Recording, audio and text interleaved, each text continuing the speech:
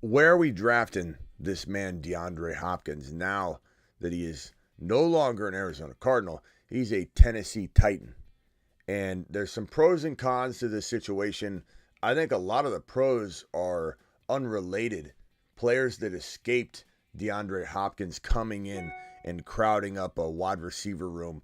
Kadarius Toney, winner from this situation. Dalton Kincaid, winner from this situation. But where do we value Hopkins? We'll talk about all the other stuff too.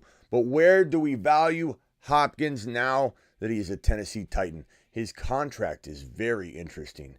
His contract makes me like him a little bit more this hour than I did last hour because he's going to be hungry to hit some of these incentives. So let's break it all down and more. Glad to be back.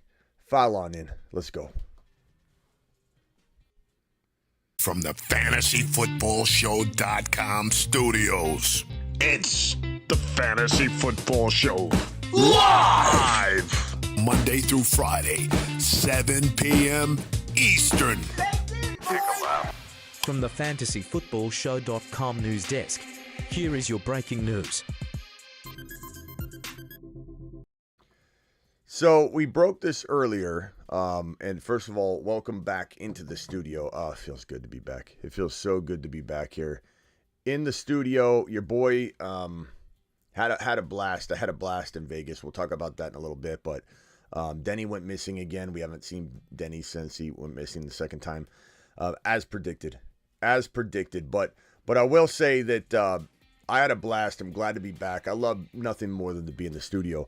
And we're talking DeAndre Hopkins again. A video if you want to watch when I broke it in the car ride back from Vegas. I hadn't even gotten home yet. I did a live stream from the drive back home, about an hour away from being home. I did a video, but so let's break down the contract real quick and just go over it because the contract is very, very interesting. File on in, hit the button, the like button on the way in the door. Wipe your feet. Hector, Lone Sentinel, Sam, Matt O, JCIM first in the building. We got Sick Nasty, Dan Grimm, Smooth Criminal, Ron Navy in the building, Blackbeard, all of you, Klondike. File on in, hit that like button. Let's look at this 2-year deal, $26 million contract. DeAndre Hopkins has $3 million available in incentives each year. And this is very interesting because this doesn't sound like the kind of guy that wants to just go somewhere and just get another bag and then, walk away, sign this contract and kind of, tail off a little bit. I want to do less. Sounds like a guy who wants to do more. So this contract does make me a little more excited than I was even 2 hours ago. The incentives, $3 million in incentives is a lot. Sometimes you'll see like $1 million in incentives. Sometimes they're not really achievable. But if he gets 65 catches, $250K. He gets 75, $500K. He gets 85 catches, $750K. 95 catches, $1 million. Yardage, $750, gets $250. You can see it on the screen. $1 million if he gets 1050. Touchdowns, $1 million if he gets 10 touchdowns. If he pulls in 95 catches for 1050 and 10 TDs, he gets $3 million. And I believe it's saying available incentives each year. So $3 million in incentives per year by having a 95, 1050, and 10 touchdown season. Now, the question is, do you believe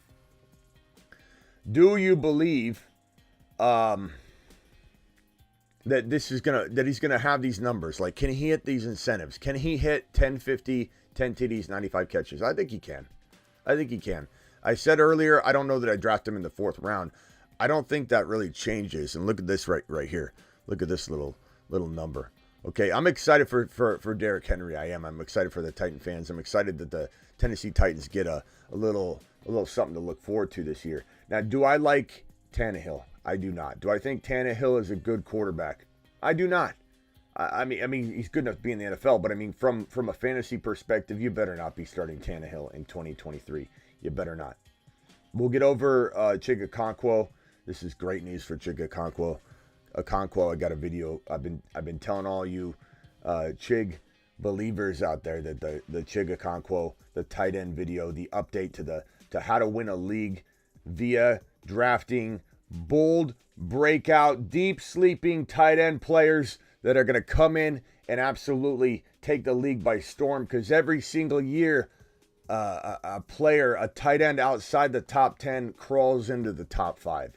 And I believe Okonkwo is one of the very most likely candidates to do so. And we got a video dropping on that. This is fantastic news for Okonkwo, despite what some people are going to say, because Okonkwo's got his target share cut out. It's like a piece of pie for Chig.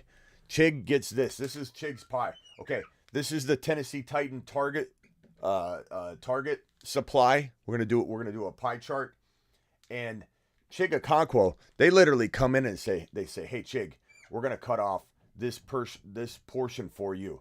So this is for Chig. Chig gets this no matter what. Let's make that a little bigger. What are we doing here? A little bigger piece of the pie. That's before anything happens. Like Hopkins coming in, this doesn't change. This is reserved for Okonkwo. How can I say that? Because they target him in ways they don't target other players. They design packages. They design plays around getting him the football. And so I don't think his tight end target share is changing. Had they kept Hopkins, or I'm sorry, had they not brought in Hopkins, maybe the divide here to the other players changes. But I think, and we'll make Chig's piece a little bit bigger actually, I don't think this will change no matter what. And if anything, it gives him different mismatches. And so if his piece of the pie is not changing, and his defensive coverage and who he's lining up against, the personnel, if that all changes, then it's Chig season. You know what I'm saying? Like almost Moon Man material, maybe Moon Man material. So Okonkwo, we are excited about him. We'll get into that in a second. We're here to talk about Hopkins, though, and how he impacts Chig. You know, how he impacts Burks, who I didn't like anyway. And so Burks is out for me entirely. I mean, I was essentially out on Burks anyway. So I don't know how anybody could be excited about Treylon Burks right now. If you're excited about Treylon Burks right now, guess what? You're a Treylon Burks owner. You already own him. How's it going? I'm Smitty. You're a Treylon Burks existing dynasty owner, I would gather, and you're trying to look for the white light at the end of this tunnel, and I just don't think there is any. I understand where you're coming from, but there's no way. There's no way. Smitty, we love you, but let go of the Okonkwo thing. He's mediocre. Ethan, we love you, but take a lap because you're wrong.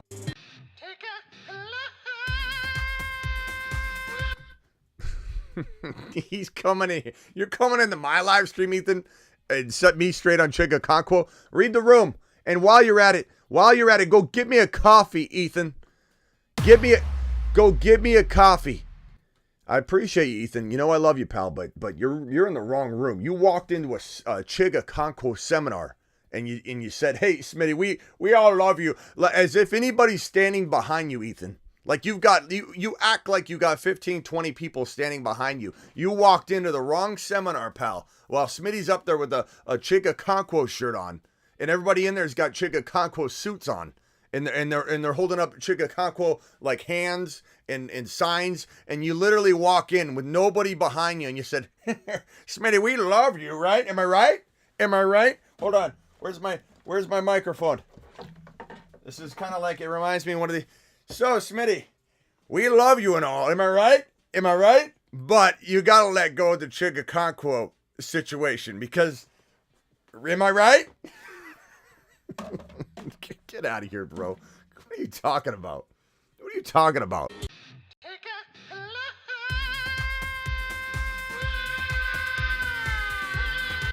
Yeah, you want a Okonkwo poll? Go ahead. Hey, chat.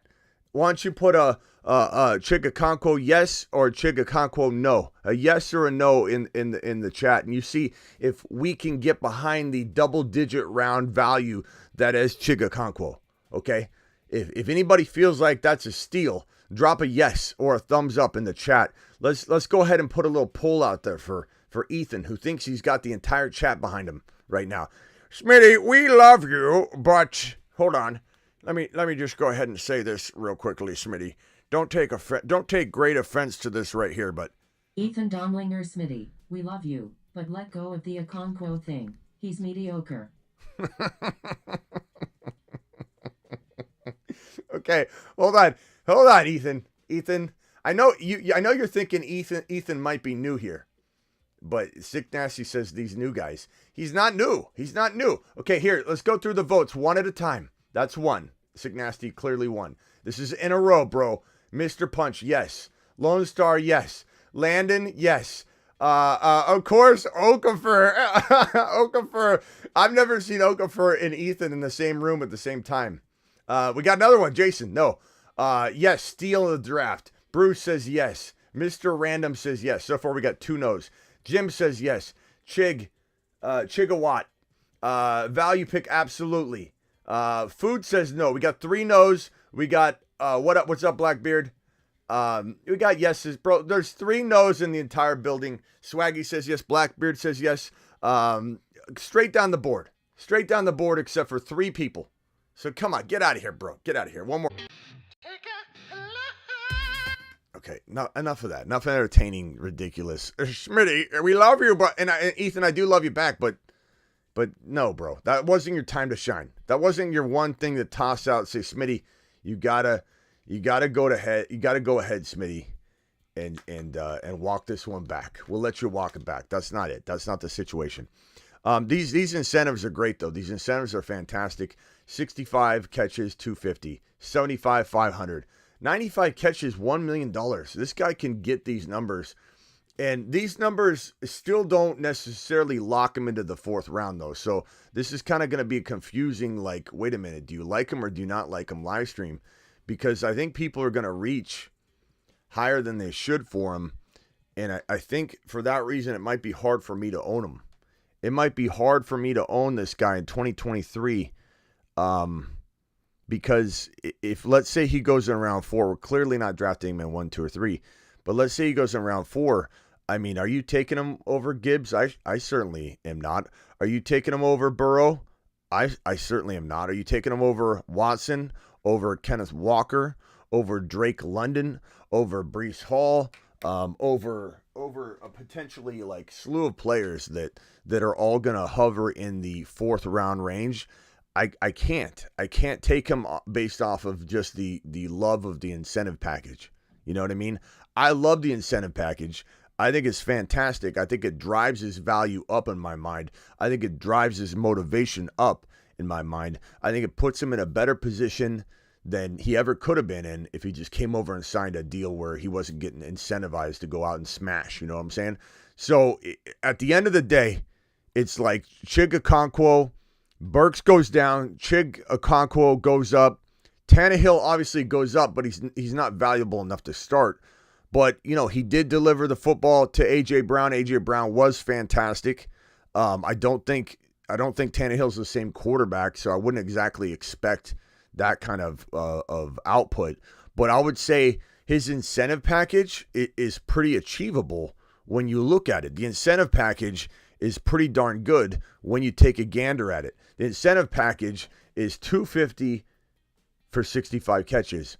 He's going to be driven to go get at least 75, 85, 95 catches. He's going to be driven to do it. Now, he can't control some of that, but he's going to be out there trying to drop a massive season on Fantasy Football Worlds.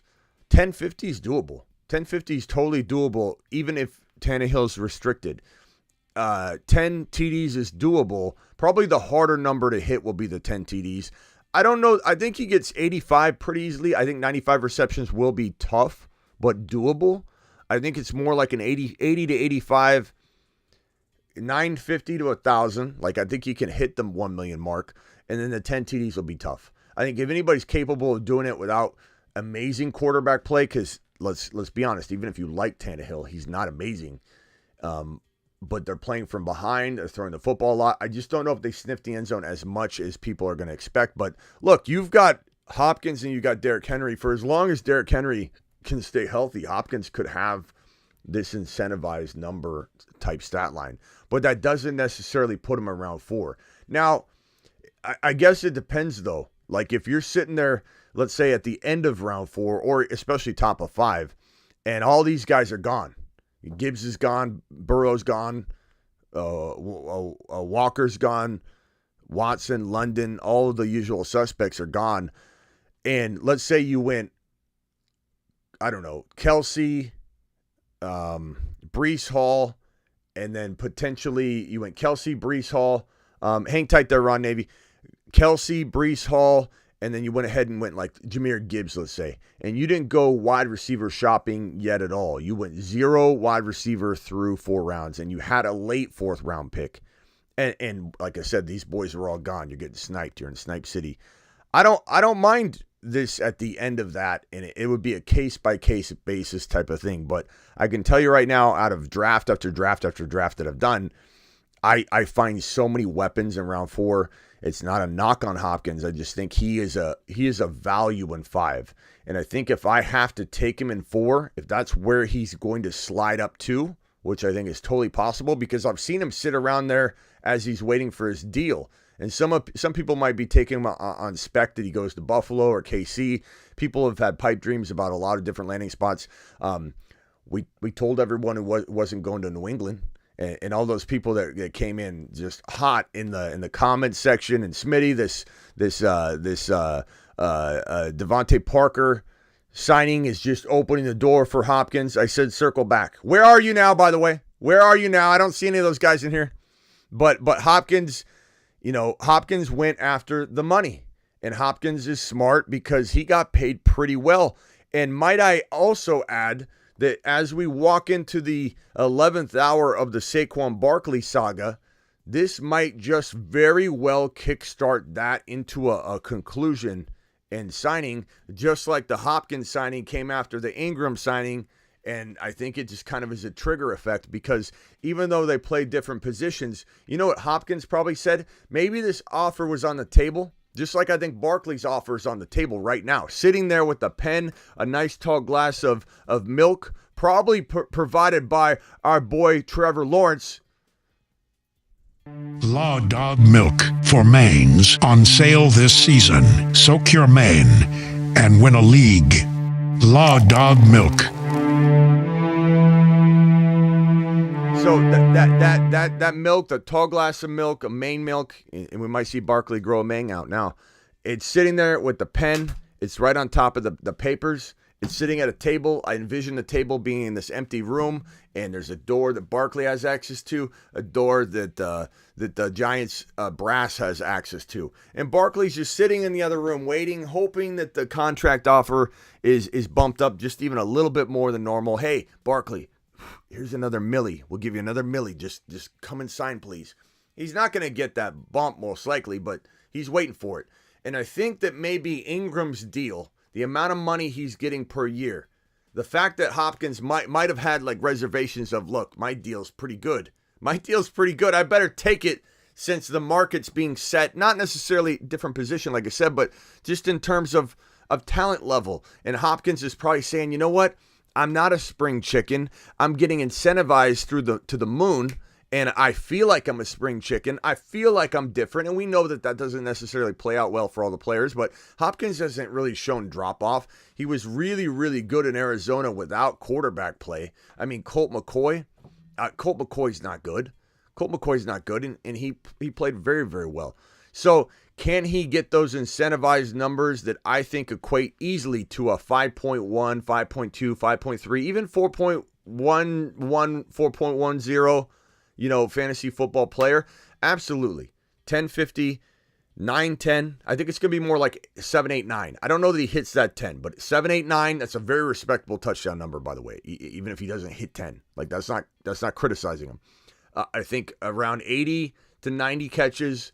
I think these are doable numbers, and that makes him very, very much a person you should be having a conversation about when you're in the tail end of the 4th round. Again, me saying that Hopkins probably won't be drafted by me moving forward on the regular is mostly because he's going just a tad too high considering the other players. It's more about the other players. It's not about Hopkins. It's about the other players. This was not the best landing spot, but at the end of the day, this is way better than New England. It was way better than a couple other locations.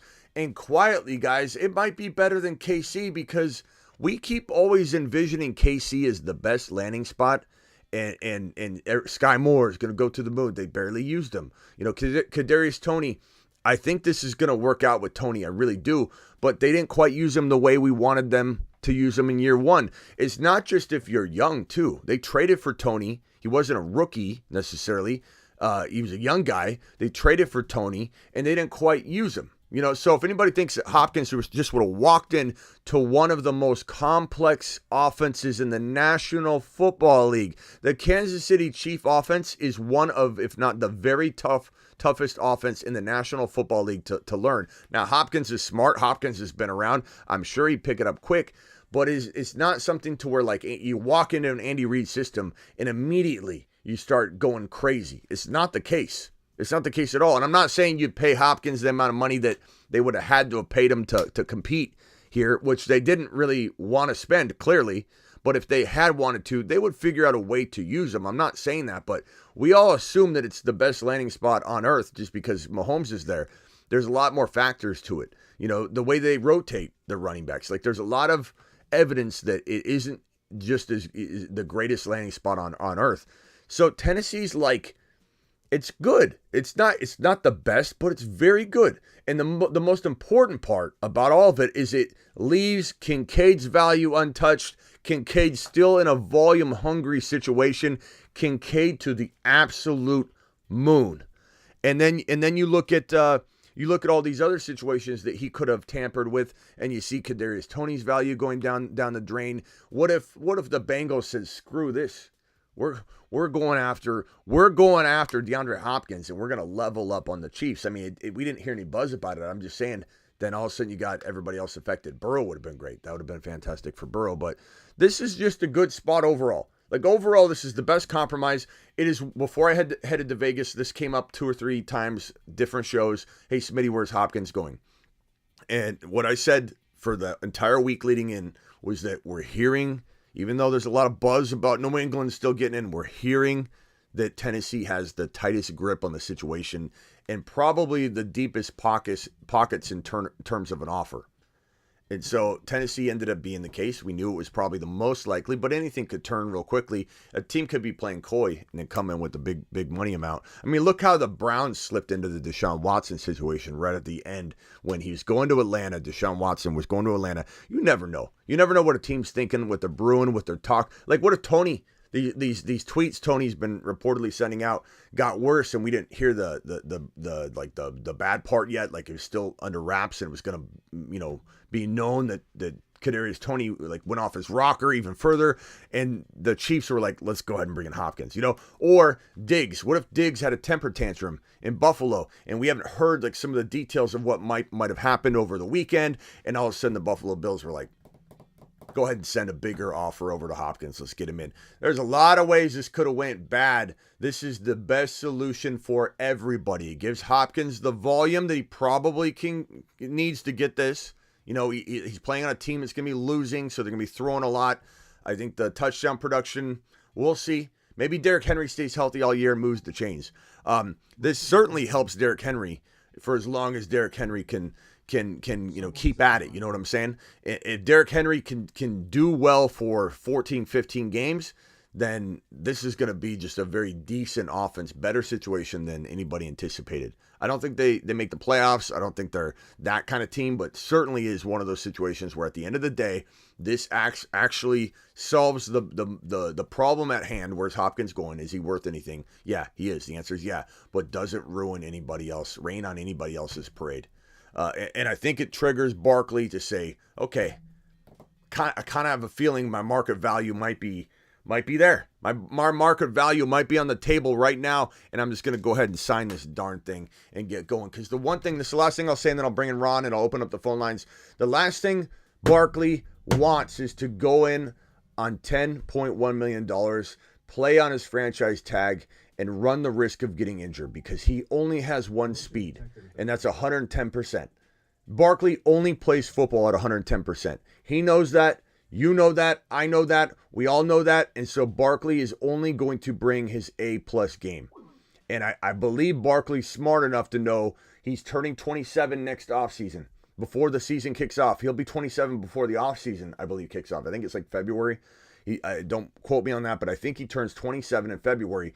He knows darn well that Eckler at 28 is having a tough time getting his own team, who he's delivered for over and over and over, to even consider giving him a long-term contract extension. Barkley's smarter than this. He's just testing it as much as he can. I'm not saying he for sure signs, but from what I'm hearing, they're not as far apart off as people think. And I think Barkley is going to say, give me the money. Give me a little bit of incentive. Hey, I just saw Hopkins with these incentives. Maybe Barkley's camp is right in the mix right now saying, you know what? You're not going to give me more money. Let me earn it. Give me an incentive package like this. Maybe that gets thrown out there. I don't know. But I do believe that Barkley, there's a greater chance we hear something between now and 4 p.m., the deadline tomorrow, when both sides can't negotiate anymore. At 4 p.m. tomorrow Eastern, Barkley is on the $10.1 million franchise tag for the entire season. No way to get out of it. No side can wish this or wish that or try and negotiate. It's locked in. This is the deadline. Tomorrow, 4 p.m. Eastern. Saquon is at $10.1 million if he doesn't get an extension. Jacobs is at $10.1 million if he doesn't get an extension. And Tony Pollard is at $10.1 million if he doesn't get an extension. And we're hearing Pollard, probably not going to happen. Jacobs, definitely not going to happen. And he's the only one that's threatening holdout. Pollard already signed his $10.1 million tag. Pollard's hoping that he signed it. He signed it in good faith. He's hoping the team says, you know what, your leg looks great. We just wanted to see it. We're going to go ahead and ink you to a big deal. Probably not going to happen. Jacobs, definitely not going to happen. And Barkley, I got a couple DMs. Smitty, you took Barkley in the Scott Fishbowl in the second round. You know he's holding out, don't you? No, I just go live all day long, and I know nothing about what's going on, pal. You know, I about lost it on that guy. What do you think? You don't think I know he's holding out? Barkley's smarter than that. He's not going to hold out. I think Jacobs is the only one that's going to push this as long as he can. But even Jacobs is not going to sit out and get stale and get cobwebs collecting on him and expect to go out in a running back climate where running backs are taken advantage of and not paid anything. You think sitting out a year, sitting on the shelf is going to make you more attractive to a team that's looking to sign you? You know what? No one's going to sign Jacobs to even close to what he thinks. Probably will be competing for a job if, let's say, he was to sit out and not play at all. He's going to play. He's just going to push it out longer than these other guys. Barkley, it's possible he doesn't sign it right away. You know, make a statement. It's possible. But in my mind, more likely that we hear something before 4 tomorrow. Hopefully tonight we do a breaking news live stream. Jacobs, I believe he does actually sit out for a bit. They don't sign their tag. They don't get fined until they sign it. And so he can sit out, Jacobs, up to a point, and then Jacobs has to come back. He has to come back, or what happens is he gets fined, and when he does decide to come back, those fines come out of that money. You start losing that $10.1 million. It's not like they send him a bill and say, hey, you owe us, $5 million. It comes out of that money. So if he comes back to make it, he's going to have it taken out. So it gets complicated.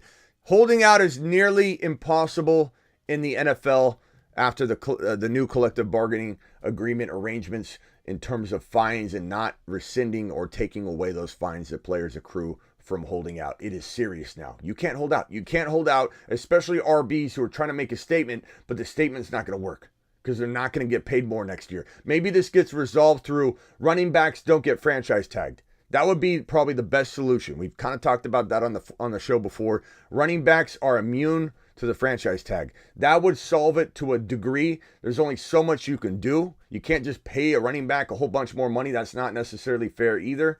And they kind of set their own market. It's the way it is.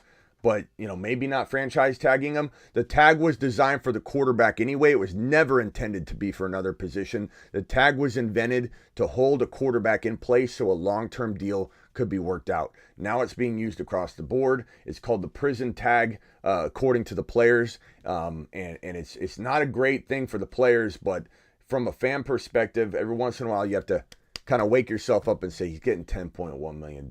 Boo-hoo for him. Boo-hoo for him. Ron Navy's on the phone. I know Ron was excited about this landing spot. Ron, you wanted him to go to Tennessee. They've had a little kung fu grip on this for about 2 weeks now. We heard a lot of New England fans just try and look for the light at the end of the tunnel, as I talk about with the Burks believers right now. But just holding on to that. He's coming. The reason we signed Devontae Parker to an extension was to bring in Hopkins. Didn't happen. It didn't happen. I don't see them circling back like they promised they would to show me that Hopkins was going to New England. What are your thoughts, though, Ron? I think he landed in the best spot. Either Tennessee or New England would have been great for him. KC Buffalo would have sucked for him as far as fantasy goes. I think fantasy-wise, he landed in the best spot. I think that, there's no better spot. If he goes, you just threw in there Cincinnati went in him, and he wouldn't have done anything in Cincinnati. They already got too many receivers in Cincinnati. He's not going to get used as much. His volume's not going to be there. Same thing with KC. Same thing with the Bills. Yeah, I want him to be the wide receiver one, and that's what he's going to be. And he commands a lot of targets. And you're big on Okonkwo. I don't know what do you think Okonkwo is going to do this year? Because you asked that question, and I said maybe not. I think Okonkwo goes crazy. I think Okonkwo, they have so many design plays for him. Think of it like Debo. Debo was immune to no matter what was going on the year prior to last year, his big, monster year. He had so many because of Jimmy G, because they didn't trust Jimmy G. Everything was design plays. Jimmy G knew what was going to happen. It wasn't like Jimmy G was going to go down the progression tree. It was like, this is going to Debo. Design play, meaning it's going to Debo. Here's the blocking scheme. Here's the pulling that everybody's going to do. Debo's going to rip off an 18-yard touchdown run by catching the ball at the line of scrimmage. Okonkwo was probably, and I'll look into the stats on this, but one of the top tight ends in the National Football League to have designed plays for him. Like, they were set for him. They're designed for him. As I mentioned on the pie chart here, no matter what happens here with these other players in Tennessee, Chig already has his share, I think, carved out. I think it really is a separate compartmentalized amount of touches that go to him. And I think that his mismatches that he's going to have, the defense being stretched out, he's going to get what he's going to get anyway. And I think now he's going to have the matchups and the defensive situations that are going to allow him to have maybe more yards per catch. I think Chig is the best option on the team in terms of being the number 2 pass catcher. I don't think it's Burks. I think Burks is down the toilet to me. I know a lot of you might still like him, and maybe this drives Burks' value down so far that maybe he's got some value there. Like, I look at it at the end of the day and I'm like, wow, he went down really far. Okay, you want to draft him as your wide receiver 5-6, sure. But we have people thinking Burks was going to be the Pittman of last year. Burks reminds me of Pittman from last year. People are getting way too amped about him. And now I think that we're looking at everybody getting petrified, becoming a petrified Peter over Hopkins going to Tennessee for Chig. But I think Chig is just not going to see a big dip, and they're going to design so much for him, and he's just getting started. So the fact that you consider it similar to Walker, when Walker had Charbonnet land in Seattle, what happened? He went from number 12, 13, 14 overall to a 4.5 to 5.3 drafted player. That was an inappropriate knee-jerk reaction in the wrong direction. So far in the wrong direction, it made Walker more valuable than ever. I would not press a button to undo the Charbonnet drafting by Seattle if I could press it. I wouldn't press it. I don't care how many of you begged me and said, Smitty, press the button, please. It makes Walker so cheap right now. It's not balanced. It's not a balanced reaction. And I think that Okonkwo will probably fall a couple of rounds more. He's a double-digit round tight end that has top 5 tight end value. So even if someone's worried, it's getting baked in as we speak. And he was already a top 5 potential tight end breakout, top 5 to 7 tight end breakout. So this doesn't concern me at all, because any concern I might have is getting baked in as we speak, in the oven, rebaked right now. Okay. So here's my question. If he's going to be so phenomenal and all this other stuff, why are you so down on Tannehill? Well, there's only so much that's going to go around. Like I said, I don't think Hopkins is going to score. He's going to have trouble getting into that 10-plus touchdown territory. I think Chig is going to be, he's a tight end. He's not going to get 1,200 yards and 12 scores. He's a tight end. So those numbers aren't going to be something to where Tannehill has like this top 8 quarterback season because he's feeding both these guys rather appropriately. What? And Chig's being drafted in a territory where you're drafting a guy that's supposed to get you 402 or 3 touchdowns, Ron. Like, this is crazy. Why? He could get... He'll be a top 8 quarterback. You what? Why can't Tannehill be a top 8 quarterback?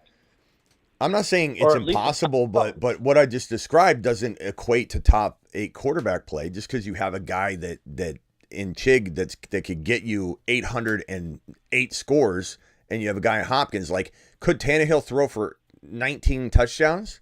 You know, or 20 touchdowns? Sure. Could he have 20 touchdowns and 15 INTs and have the yardage that is able to easily feed into both? How many? Huh? How many INTs you say?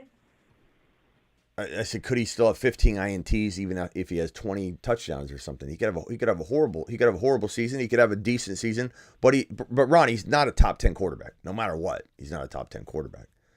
I mean, there's too many elite quarterbacks out there right now for that guy to slip into anyone's top 10. Well, just check it out. I mean, Ron, come on. He was I know you're trying to play.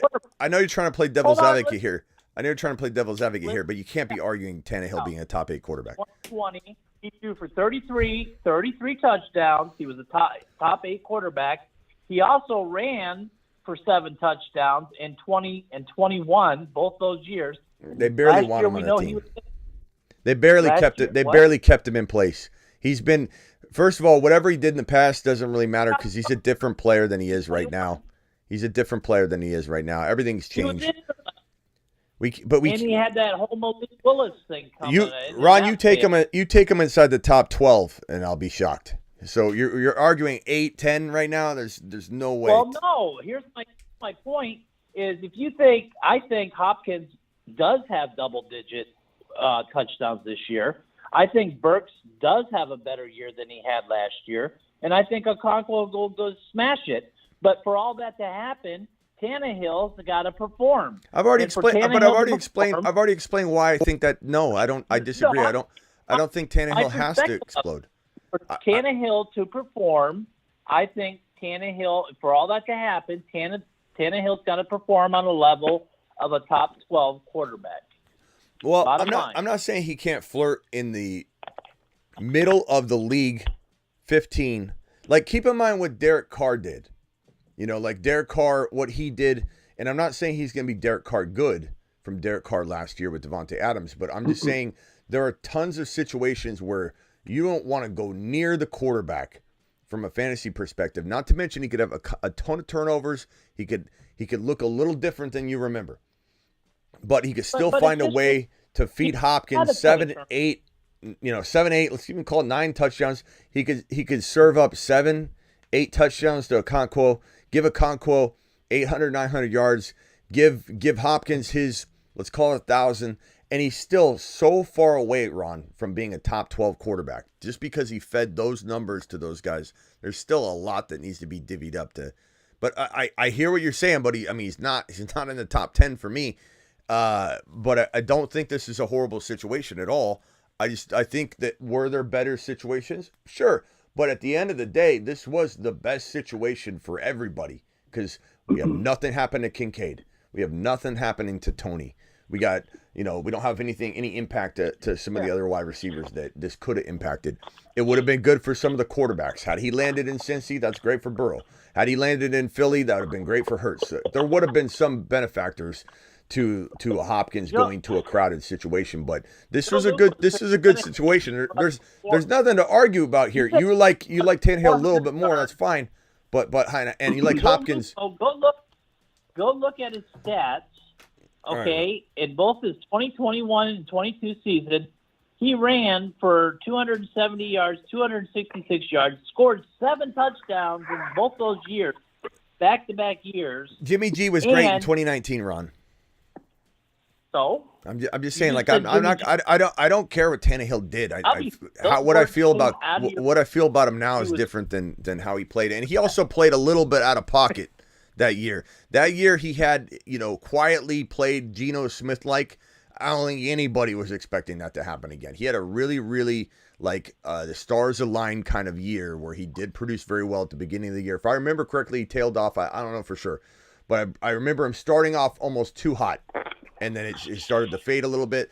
But the bottom line is, Ron, I feel like you're coming in arguing a point that I don't necessarily am arguing against. You like Tannehill more, that's fine. You can like Tannehill all you want.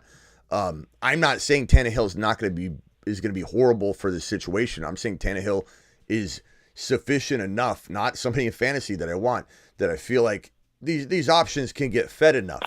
And I hope Levis doesn't get in there. My fear is Tannehill does somehow get injured or craps the bed or whatever, and Levis gets in there. And I'm not a huge Levis believer, but maybe he proves me wrong as well. The thing is that people remember Tannehill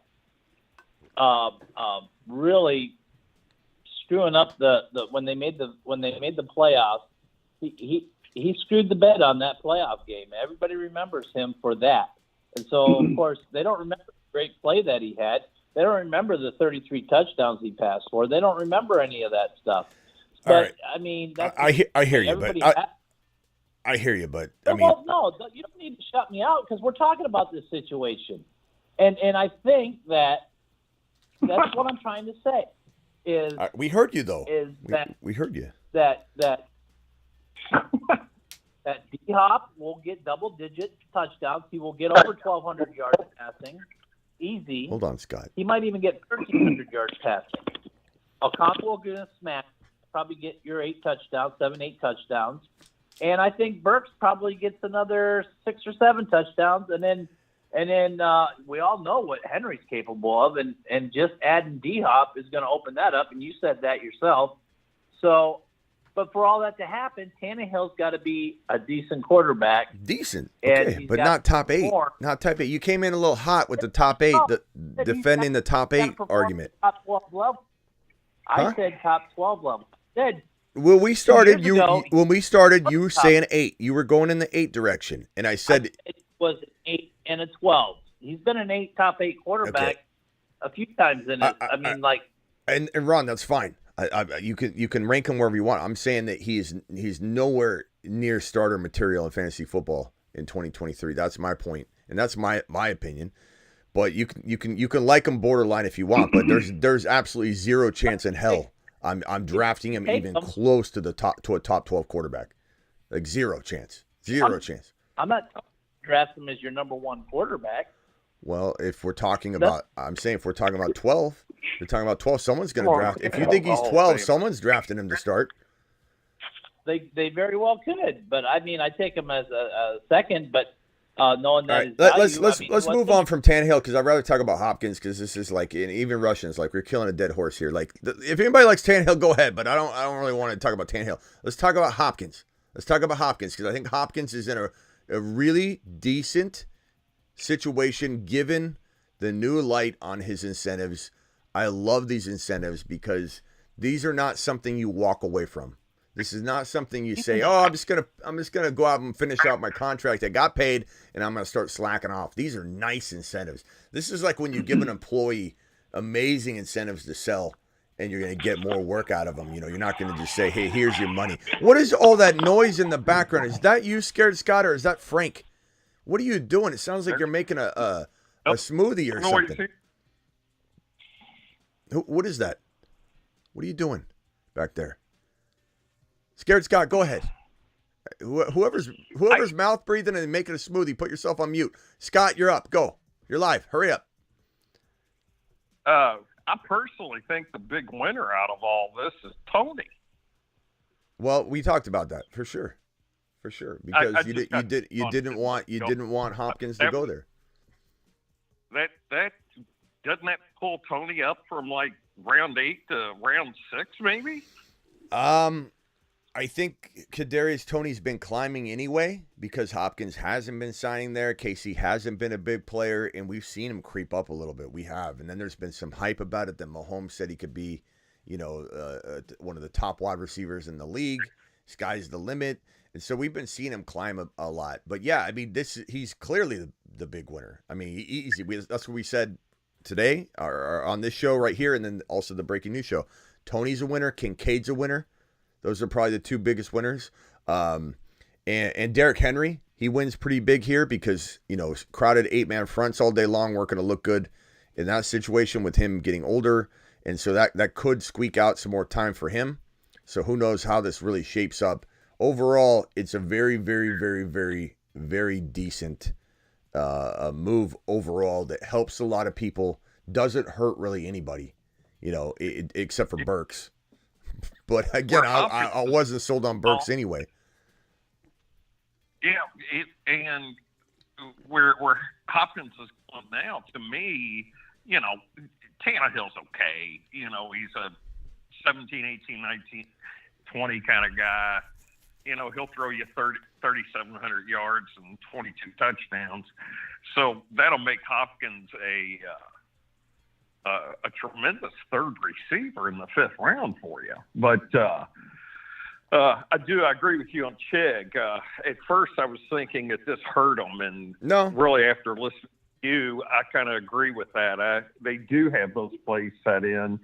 They were running him everywhere from out of the backfield to slot.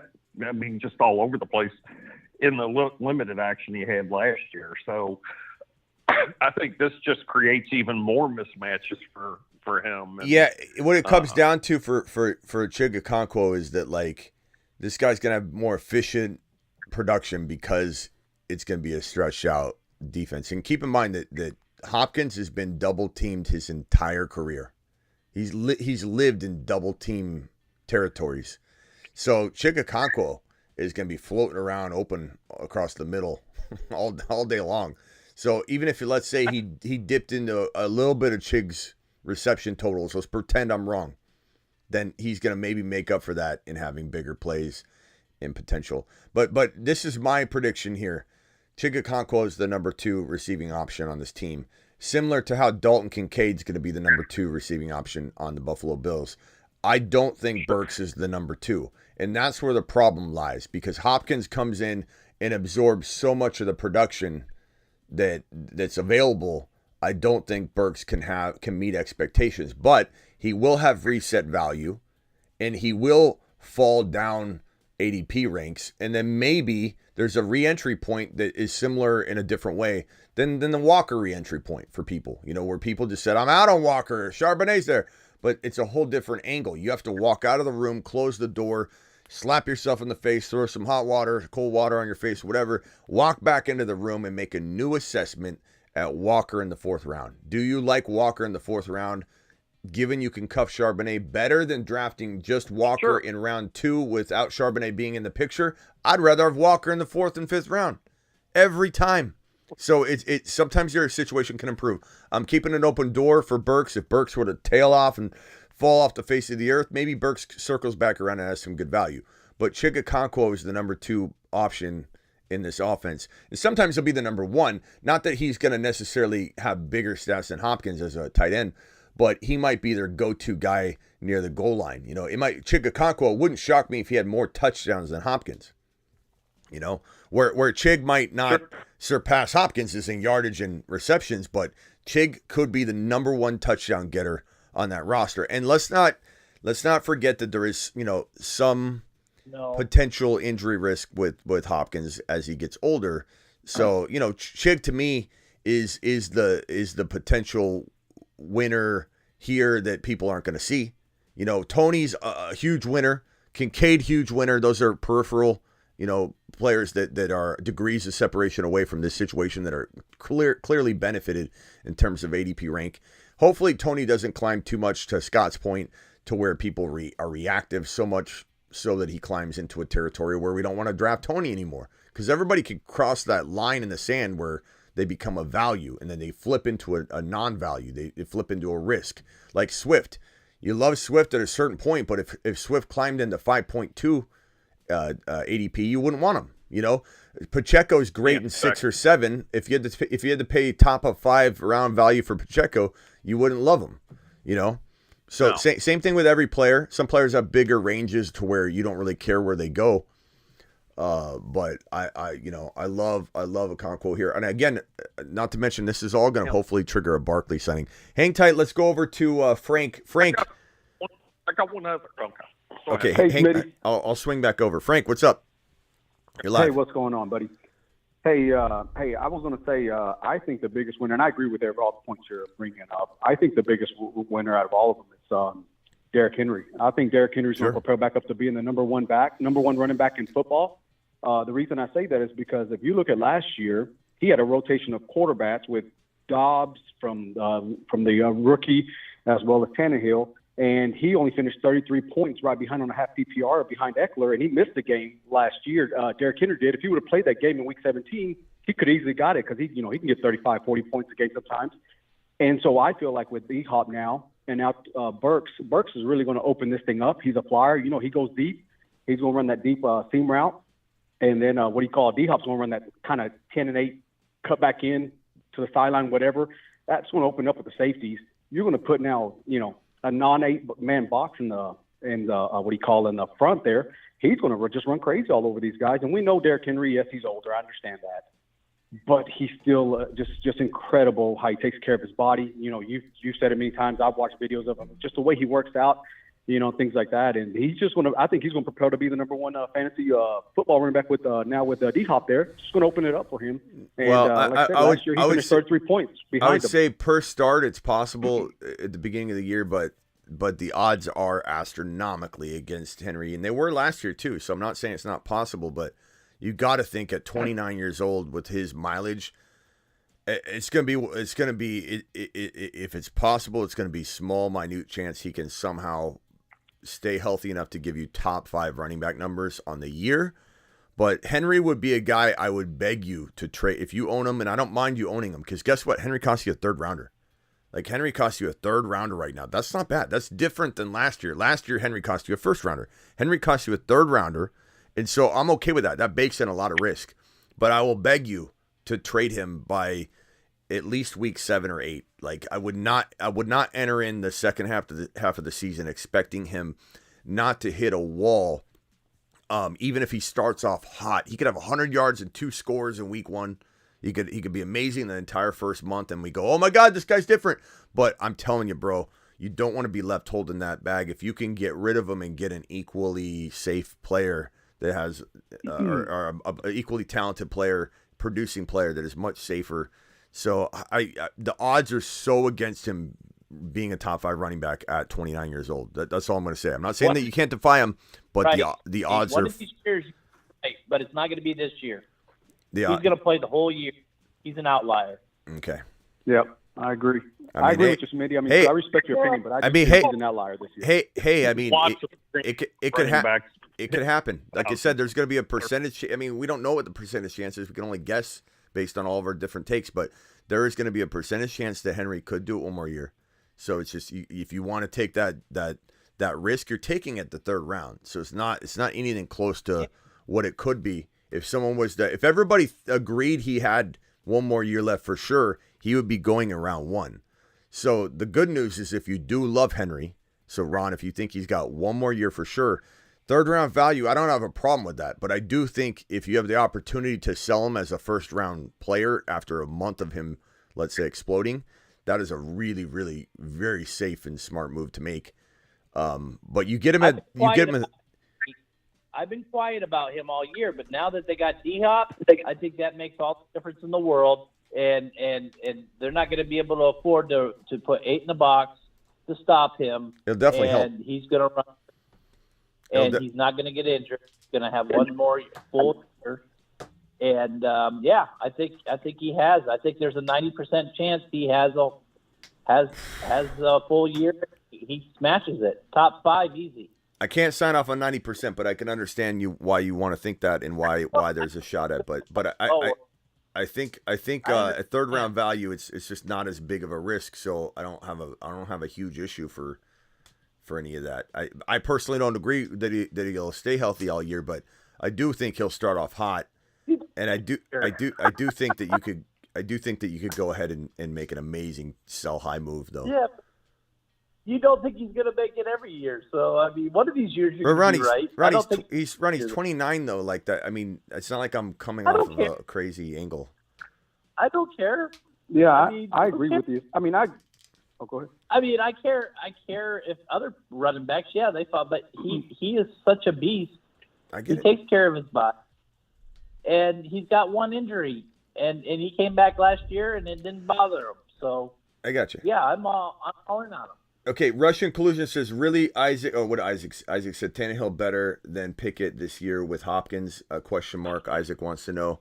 No, I mean, I don't know. That one's tough for me because neither guy is a starter in fantasy, but they're both very going to be competent enough, obviously, to deliver and facilitate the football. So I don't unless you're in a super flex league, it's kind of a question. Hold on, Ron. Hold on. I know you're a little hot tonight, Ron. I know you're a little hot tonight, Ron. But hold on. Yeah, I am. You are because you are all for Love, who's only played one game. Ron, I came in. And I haven't said a negative thing about Derrick Henry. I haven't said a negative thing about Tannehill. I've come in and said that he's going to improve. He's going to be competent. I don't know what the pushback is tonight, but every single thing I'm saying, you're coming in as a contrarian on it. And it's like I haven't said a single thing that is like, he's a bust. He's going to do this or that. Like, you're just literally trying to argue that you're literally trying to argue, Ron. You're literally trying to argue Tannehill's a little better than I'm saying. You're trying to argue that, like, I've been saying great things about both of them. Like, what are you talking about? He is. Tannehill has capability. He was injured last year. He had, but Ron, what's going on with Ron today? He's a decent quarterback. Okay.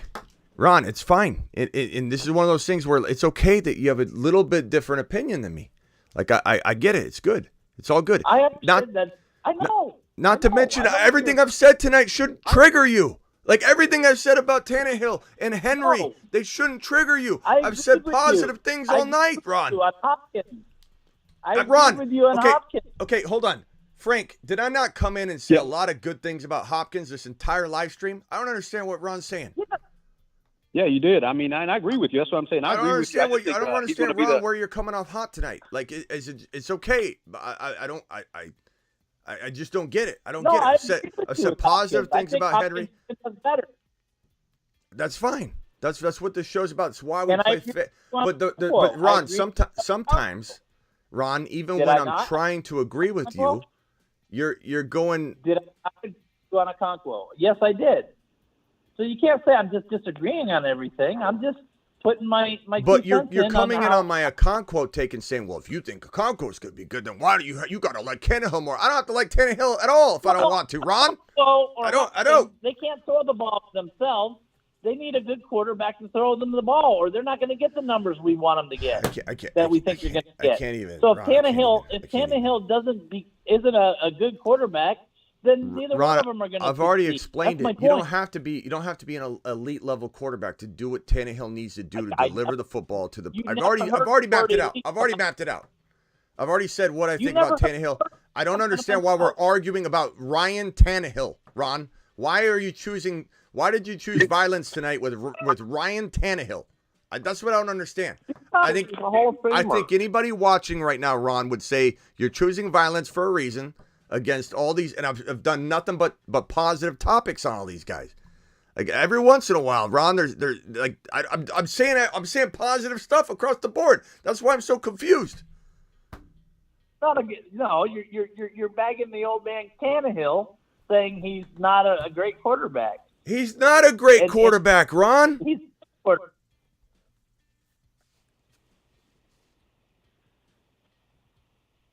That's all I'm saying. I defend the people that need defended. But sometimes you defend anybody. No, I don't defend anybody. Like you're defending, Ron, you're defending Tannehill when I've literally said he's going to feed Okonkwo. He's going to feed Hopkins enough to make them very fantasy relevant. I don't know what more I can do unless you want me to come in here and lie and say, I love Tannehill. Tannehill's a dog.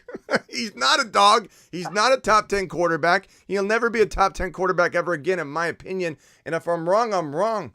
But, like, I don't know how else to say it. I really don't. Hold on a second, Ron. Let me real quickly.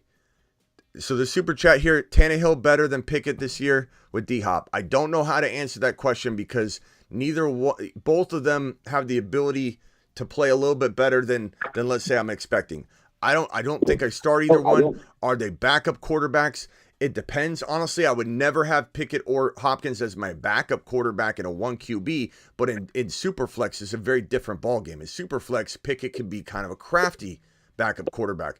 I will say that I don't feel that way as much with Tannehill, so I lean toward Pickett. I lean toward him having a slightly more Superflex relevant type of season, but it doesn't mean that in the tightest jam you wouldn't need to go in that route and grab Tannehill or Pickett or whatever. And then Russian says, really, Isaac, we just got Navy settled down. You have to comment on Pickett versus Tannehill. So Collusion doesn't want to get Ron all hot on this topic, but Ron, since this is your quarterback, Kenny Pickett, I'll let you answer this. Do you like Tannehill? Are you so worked up tonight you're going to get on the Tannehill train and put him above your boy Pickett? Because we don't have room for both of them in the top 10, Ron. I can tell you that right now. No, Pickett will be in the top 10, and Tannehill will be in the top 12. Okay. Where are we putting Aaron Rodgers? Where are we putting – there's so many quarterbacks out there. There's so many quarterbacks. How do we fit them all in? All right. Where were we at? What, Scott? I was going to say, just to chime in on the Derrick Henry thing, we've been doing this a long time, Smitty, and we remember guys like Fred Taylor, Curtis Martin, of course, AP just is a little closer. Those guys were putting up, I just looked it up. Taylor had 1,200 yards at 31.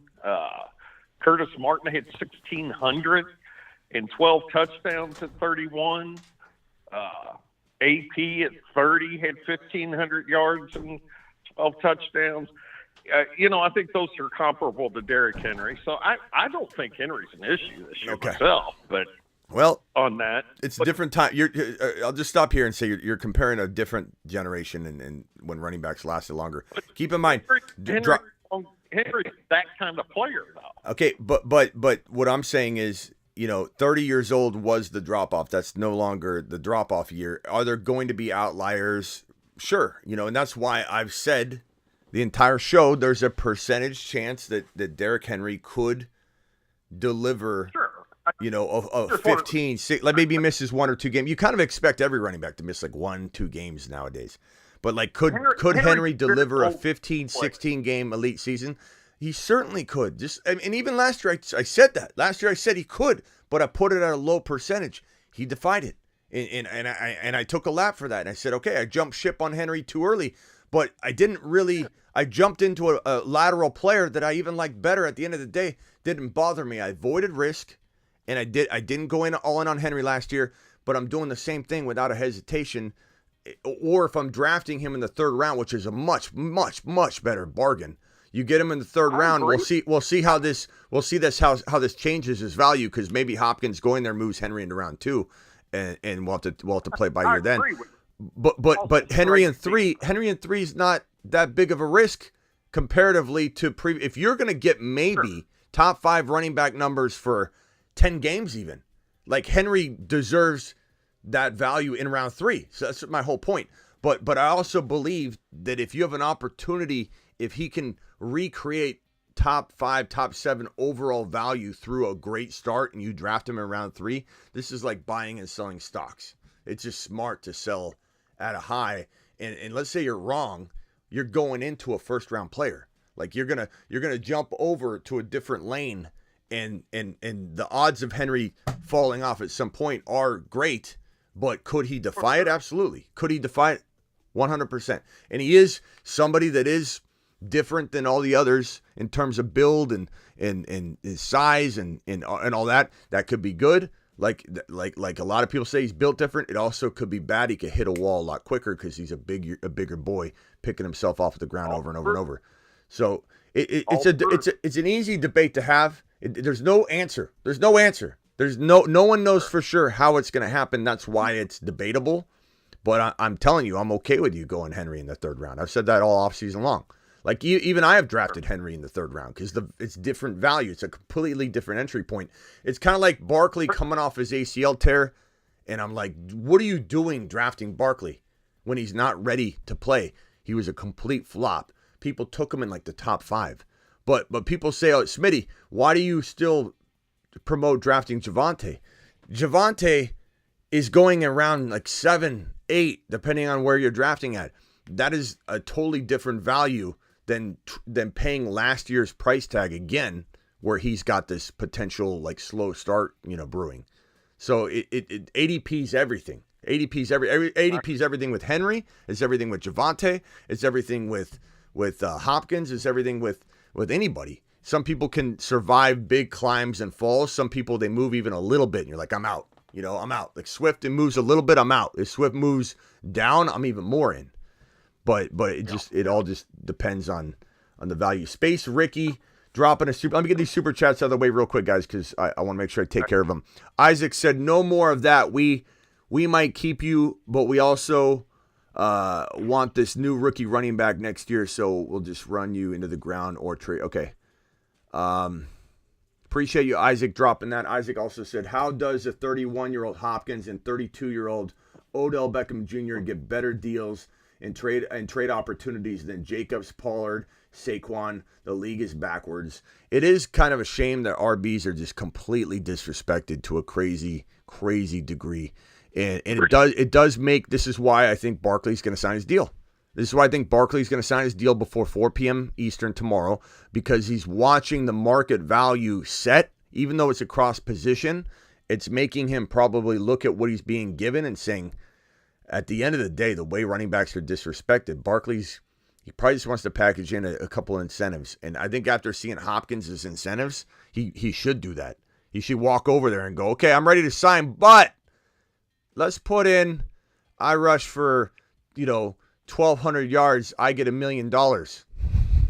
Hopkins, my friend Hopkins is getting that deal. Can you match those incentives? And maybe they're okay doing some sort of incentive plan like that. I do know if this was the Niners, though, the Niners are historically known for not allowing their players to hit incentives. It's absolutely crazy. Talk to a true Niner fan. They'll tell you, they'll pull a guy out of a game. Like, it's insane the way the Niners have done dirty on that. What's the final Super Bowl roster taking a lap? What is the final? Scott Fishbowl roster. I don't have my complete team yet. I can send over my roster and put it on screen right now, but the team is looking absolute straight fire. I feel like I could have drafted a little bit different and still loved it, but I don't think I made any grave mistakes anywhere. Here is the team as it stands right now. We did a live draft through 10 rounds, and I've only taken 2 players since I've driven home and everything because it's down to a slow draft now. Rounds 11 through 22 are a slow online draft. So that's the stage we're at right now. 12 rounds 11 through 22, and I've taken my 11th and 12th round players. So this is my team so far. I took Justin Fields at 1.4. It is quarter point per rushing attempt for all players. So that means Barkley gets a quarter point per rushing attempt. It's full PPR. Justin Fields gets a quarter point for every rushing attempt. Jahmyr Gibbs, this is the funniest thing. People said, hey, Smitty, in a super flex, you took Gibbs in round 3. The running backs are flying off the running backs are flying off the board. And when Gibbs isn't, they're like, Gibbs isn't running. People walked up to me and said, Smitty, Gibbs isn't going to be he's going to mainly be receiving, or he's going to be more receiving than rushing. I'm like, okay, good. Then he's getting a point per reception. Like, what are you trying to argue with me on how Gibbs is less valuable in a 0.25 per carry a scoring system when he's getting bonus points on both sides? Like, Gibbs to me is going to crush this. Who was talking? Was that Ron? No, this is Chris. What were you saying? Why I take Gibbs instead of Pollard? Why did I take? I didn't. Okay, I didn't take Gibbs. People are saying why did I take Gibbs over Walker, And I'm like, Pollard over Walker. Pollard went before Walker. I was targeting Pollard or Walker with this 4.9 pick. But why did I take Gibbs over Pollard?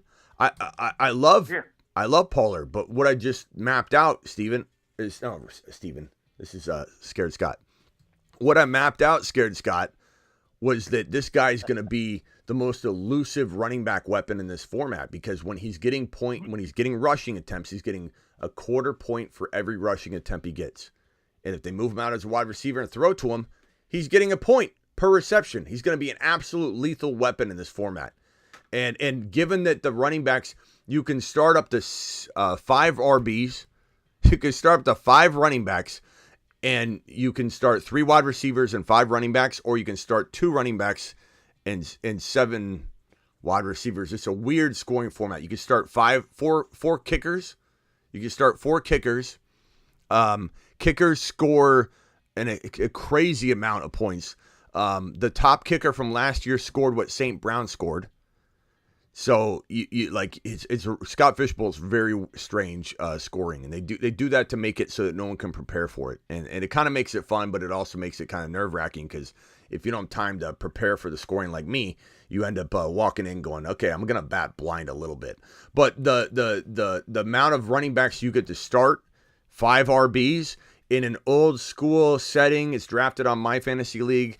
Most of the people are probably in their 40s, 50s, and 60s that are drafting in it, I would imagine, if I had to guess.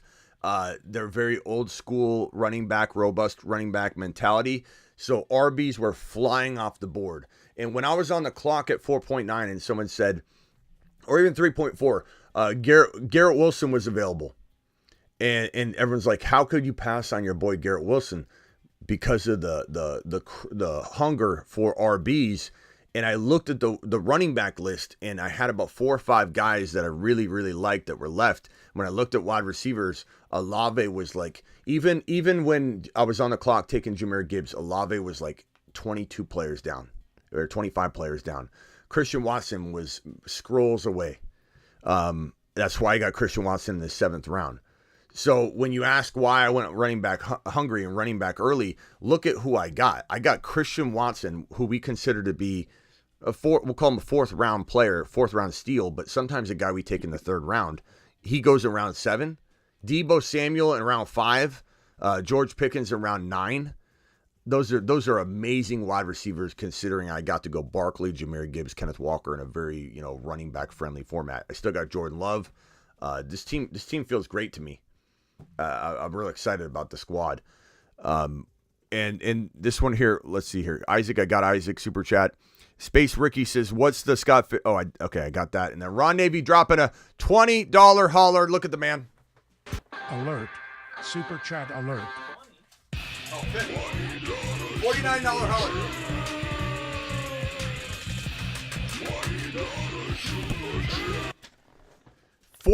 holler. $50 holler. I'm sorry, Ron. $50 holler.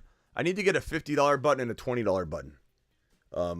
I need to get buttons for different values, because I think they need to be celebrated. This is the one I was trying to send earlier. Now it's letting me send. Ron Navy's the only person that can literally drive me up a wall one moment, and then he comes in and drops a $50 holler, and I'm like, how can I get mad at him? Like Ron, he's Ron. You're such a generous man. You're one of the most generous people I've ever come across my entire life.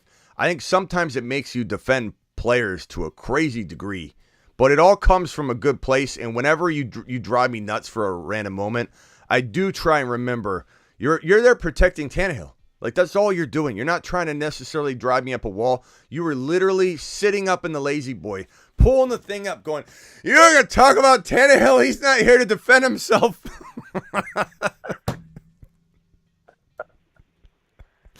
Hold on. Let me have this read your super chat here. Hold on. Let me have this read your novel. Ron Navy super chat $49.99 from Ron Navy. For Mrs. Smitty for putting up all us crazy fantasy footballers and supporting Smitty, allowing him to give us awesome content.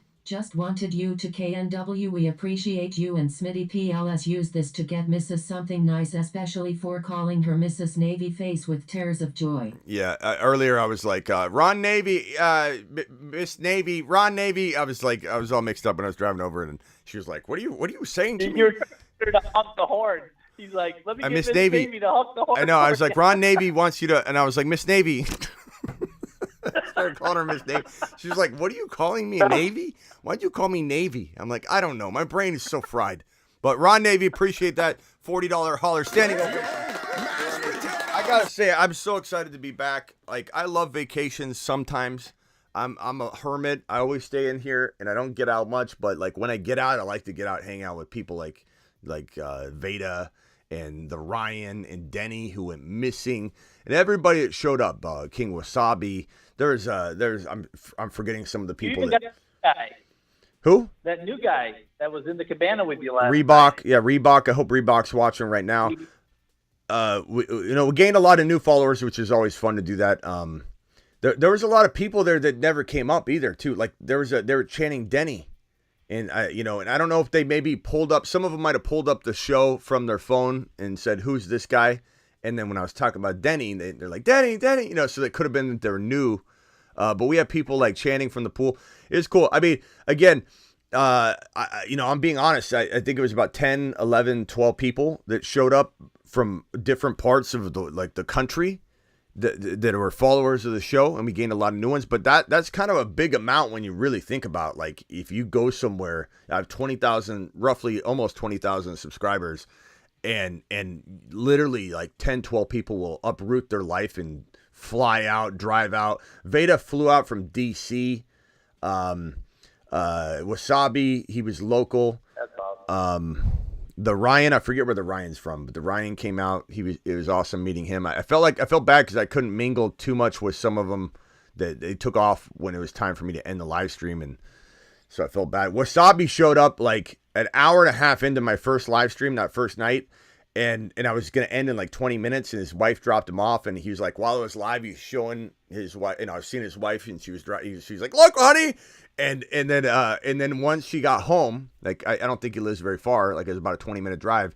She was laying down on the couch, and he kept showing like, look, it's Smitty's life. And I'm like, I hung out with him for a few minutes, and then I had to go to dinner to go to Bill's restaurant, Bill the Tickler, and King Wasabi had to call his wife. He's like, honey, can you come pick me up? She like had just got home, so I felt bad in some of the cases, but we were there. I was mingling by the pool for like 2 or 3 hours after the big long 3-hour live stream. So there was a ton of time to hang out, but some people had to go, but it was cool.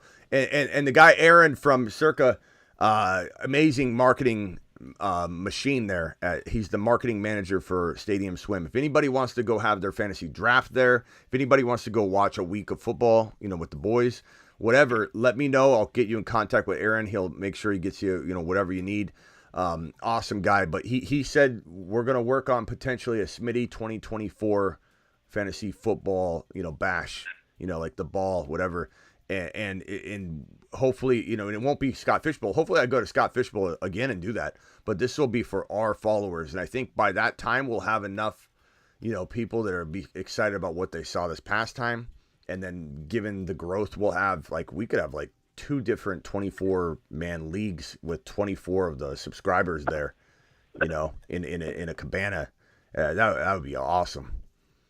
So we're going to look into doing that in 2024. But yeah, you'll have to cut more time to hang out with everybody. Yeah, especially if I'm not obligated to do all this stuff for the, it was fun. I say obligated loosely. I don't want anybody to think I didn't have a good time, but like I was there for Scott Fishbowl at first, and it turned into like I'm just going to come a little early and, do some live streams to pump it up too. I mean, we pumped up the Scott Fishbowl. We're going to be doing it tomorrow and all that, but like it was great. It was great. It was awesome. They hooked me up. They hooked me up big time. Took care of me. Put me in a cabana the night before. They didn't have to do that because it wasn't related to the Scott Fishbowl. They put me in that cabana, and their marketing team came out and filmed me, and I'm like filming them, film me, and then they put it up on their marketing, social media, website stuff, and it was awesome. They were tagging us and just driving. How people. much of the fantasy football show swag were you able to give out? Not as much as I wanted to because I was just so tied up all the time. I had plans to give people shirts like constantly, and it just ended up going so quick. And my computer was overheating, my phone was overheating. It was crazy, and I had the live stream quit. I told you guys, I'm like, hey, the live's gonna probably quit when my phone and it overheated, and I had to put it next to a bucket of ice, and it was just, it was about 115 degrees on the patio. So it was 115 degrees, and everything was overheating. Wow. It was crazy. It was so hot. I was exhausted after. I know you can't really tell, but I'm pretty tan. The lighting and everything's making me look like I didn't sit out in the sun at all. But Denny, of him holding his drink, his nose looked as red as Rudolph's. Bro, Denny, I can't believe Denny comes back and says, I paid $32 or I paid $40 for this drink. And I'm like, no, you didn't. He's like, I paid $40 for this drink. He's like, it was $32, and I gave and he said $7 tip, and I'm like, that doesn't add up to $40. But Denny, I think Denny gave a $40 bill for a $32 drink, so he tipped $8.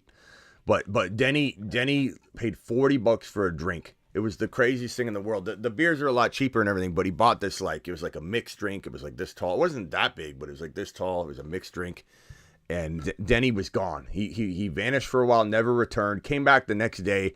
And he left before I quit the live stream, so I didn't even get to hang out with him. So I don't know if he's mad at me. Hopefully he still had fun. But it was great. I hope everybody else joins me next year if we do that, or joins the Fantasy Football Bash that we'll do. That will be the Fantasy Football Show. I like the idea too. Like if we could get a bunch of people there, and I want to try to get there, but God willing. But I like your idea of just walking around the strip and handing out the fantasy football show stuff. Like you had, I don't know, it was like several months ago, your idea if we got together in Vegas. And like I said, the entry will be you got to bring a cane. And if you don't have one, if you can't, if you're flying out or whatever, I'll provide one for you. Just like if you go to a nice restaurant and they say you need to have a coat on. You can't enter unless you have a suit jacket. And they have one in the closet. I'll have some plastic canes for you. And the people that bring their cane will do a cane contest. And we'll just walk around circa with our our canes, just kind of smoozing around. It'll be an amazing event. It'll be an amazing event. I kind of need it right now with my torn calf. I was walking all over, and my calf's just brutal. I don't know if I got to go get a MRI. You're able to set up with your guy. If you start early enough, maybe set something up where people that are coming in. He'll give you a good deal on a block of rooms for people verified coming in. Oh yeah, now, anybody that comes through, he'll have some sort of discount code for making it a little cheaper for the rooms and all that. But I'll find out from him. I mean, we're a ways away. He's like, let's talk about it, after we get through this. But we're definitely gonna kick it around for 2024. So get ready for that. Don't mean to sound crazy, but is it worth it doing a fantasy draft in Vegas? Keep thinking about, but it looks like a lot of money. I don't know. I'll have to get back to you on what the pricing could be. I'm sure if that, there would be a significant cost to go and have a cabana and all that. But if it's divided by 24 people, maybe the price is a really reasonable price that makes sense for some people and doesn't make sense for others. I get it. Smitty, you killed it in Vegas. Thank you, Rock Out. Appreciate your super chat. It's not going to be for everybody, and there will only be 24. I'm sure that he would accommodate anybody that wanted to go, but I mean, maybe there's only 24 spots for the league. So I imagine if there was a certain amount that it cost to do it, that it would be people would be kind of excited in a way that they might be fighting for a spot. I don't think we'd have a problem getting enough people to hit a number, they would make it a reasonable divide of cost. But we'll address that when we get to it. I mean, that's a year away. Frank, do you have anything else? What? Big money. I hit big money, or if I know I'm only can speak for myself, but if I hit big money in the underdog best ball, then I'll pay for a bunch of stuff like rooms and stuff. I'd do that. Ron would. I don't doubt it, Ron. You're a generous man. Chris, you're live. You've been waiting a while. I'm sorry, Chris. What can I do for you, Chris? Then I'm going to go over to Scared Scott. Then I'm going to go over to Frank, and then I'm going to go back to Ron, and then I might actually jump for the night because I have been going nonstop for 50, 60 hours. Go ahead, Chris. You're live. Yeah. I didn't really want to say too much. I just wanted to say really liked your draft. I couldn't believe that Christian Watson was still available for you there at, what was that, 7 or 8? Round 7, 7.4. And I got a lot of heat. I got a lot of heat for that not drafting him. Let me see where this is at. Hold on one second. Let me click this. Where is that at? There it is. So yeah, Christian Watson right here. I took a lot of heat when I went Debo. And not a lot of heat, but in the people in the chat go, why would you take Debo? You love Christian Watson. Like, why aren't you? Because you get 0.25 per rushing attempt. But I also, Ziggy, show me the front door. I also felt like, though, that this was going to be a situation where, based on where Christian Watson was falling to, which in the pre-rank, that I was going to get both of them. But I'll tell you this, when I got to this pick and I almost went Christian Watson instead of Jordan Love, I did think there was a decent chance I was going to lose the idea of getting Debo and Christian Watson. But Jordan Love, the quarterback started to go off real quickly before this pick. I think Bryce Young went.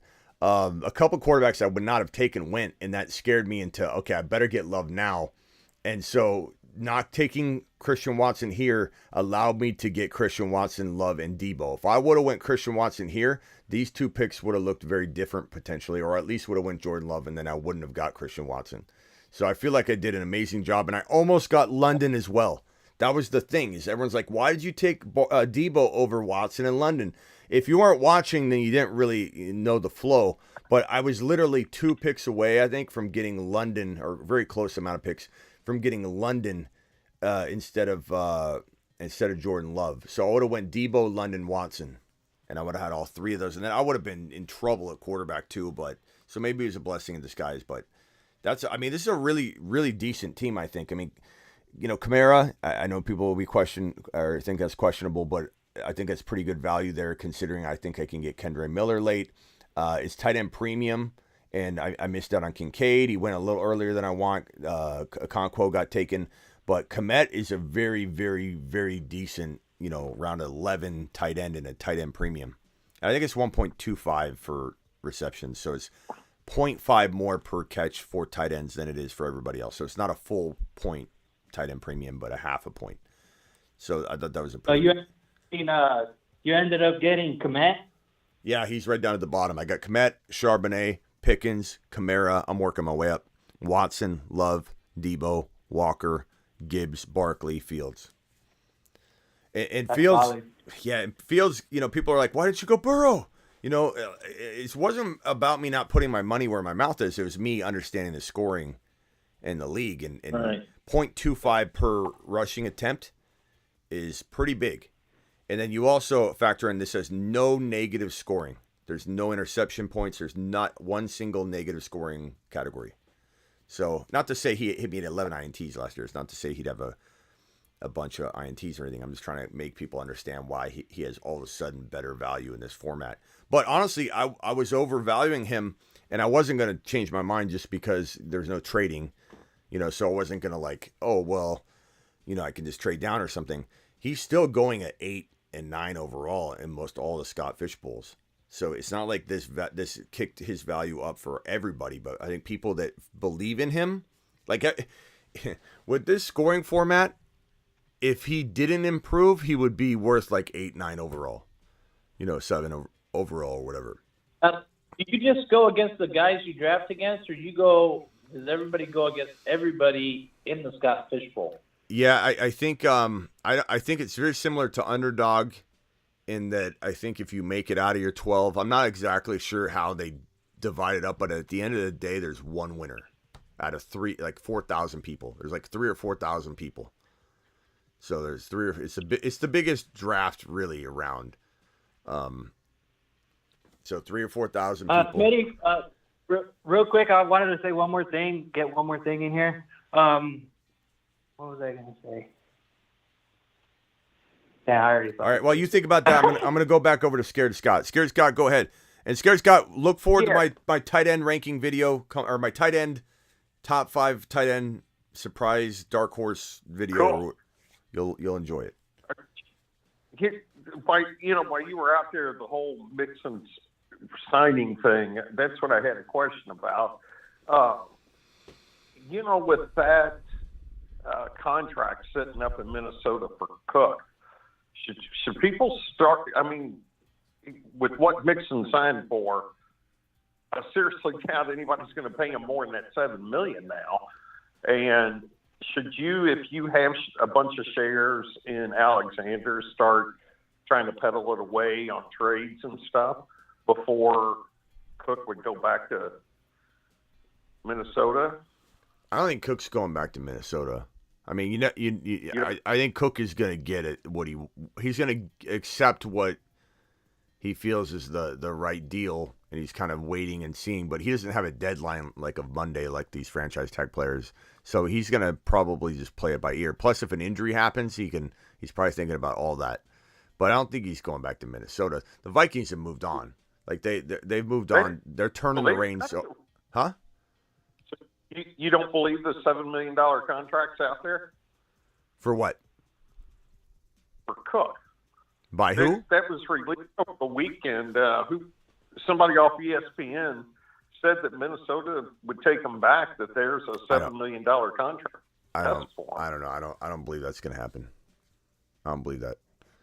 If it was potentially there, I'll dig into it for you, but I don't. They're moving on. They're very, very interested in moving on. So I don't. Take a look over the weekend, I think, as well. Yeah, I mean, Mixon, they're not against bringing back that there's a $7 million that they've offered them $7 million, and I think Schefter broke it. Maybe one of them, one of the bigger ones.